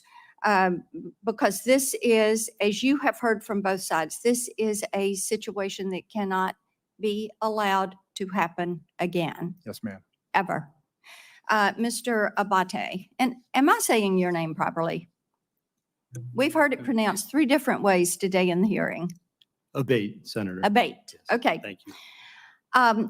You had mentioned a social media account that espoused anti-immigrant, anti-Semitic views, but you did not say what platform that was on and what the username was. And this is Crooks that we're discussing. Yes, Senator, that's correct. I didn't want to comment on it because we haven't fully confirmed yet, and I thought that as soon as we confirm and certify, Would I you will provide supply that to that? you. And Absolutely. also the age at which he had those feelings. And then we understand that the Gab account is pro-immigration, pro-lockdown, leftist views. Is that accurate? I haven't seen it directly, but I believe from what I've been told, that is accurate. With the Gab account, we're also, though that's been publicly revealed through the CIO and other things, we're still working to certify and verify that that's his account also, but it does have differing points of view, it would appear. Okay. And what age? And how fresh is that GAB account? The GAB account, based on my recollection, the comments in there or the messaging is from about 2021, I believe. Okay. And the other preceded that? Maybe he was age 14? Yes, Senator. The other account that we talked about was in the 2019-2020 timeframe. So it would have been in the couple years right before the GAB Right before messaging. that. Yes. Are there other accounts that you all are currently verifying and receiving information from? We are. We've, as I mentioned, we've issued a bunch of legal process and we're still awaiting returns from a number of the companies to include other social media companies as well. Okay. Well, my time has expired. Thank you for your patience today. Thank you for the information. We look forward to getting more information. And Director Rowe, we are going to hold you to being a change agent because things at the Secret Service absolutely have to change. Thank you, Mr. Chairman. Thank you. And I want to thank our witnesses for your testimony here today. Certainly what happened on July 13th could and should have been prevented from what I have heard today. I'm certainly grateful to our witnesses for their candid answers and for helping to provide additional clarity and new information about the circumstances surrounding this attack. Acting Director Rowe, some of what you have said today conflicts with information and accounts that we have received from local law enforcement that we've had the opportunity to talk with. They have been voluntarily and I will say expeditiously cooperating with our bipartisan investigation, which we certainly appreciate. But we now need to speak with Secret Service agents directly, who are directly involved. And I would say that you need to make them available as soon as possible. Those interviews can't start weeks from now or months from now. Time is of the essence when memories are fresh and you can get the information that is most important to us. So my question for you as we wrap up this hearing, Acting Director Rowe, will you commit to having those agents available for this committee to interview as soon as possible in a matter of days, not weeks, matter of days? Yes, sir. Great, thank you. Certainly the American people deserve to know what went wrong and they deserve accountability for those security failures. And as we continue our bipartisan investigation into security failures that day and any underlying systemic issues, we'll continue working to follow the facts, get clear answers, and make important recommendations to ensure that a security failure like this never happens again. The hearing record will remain open for 15 days until 5 p.m. on August 14th, 2024. For the submission of statements and for the questions for the record, this hearing is now adjourned.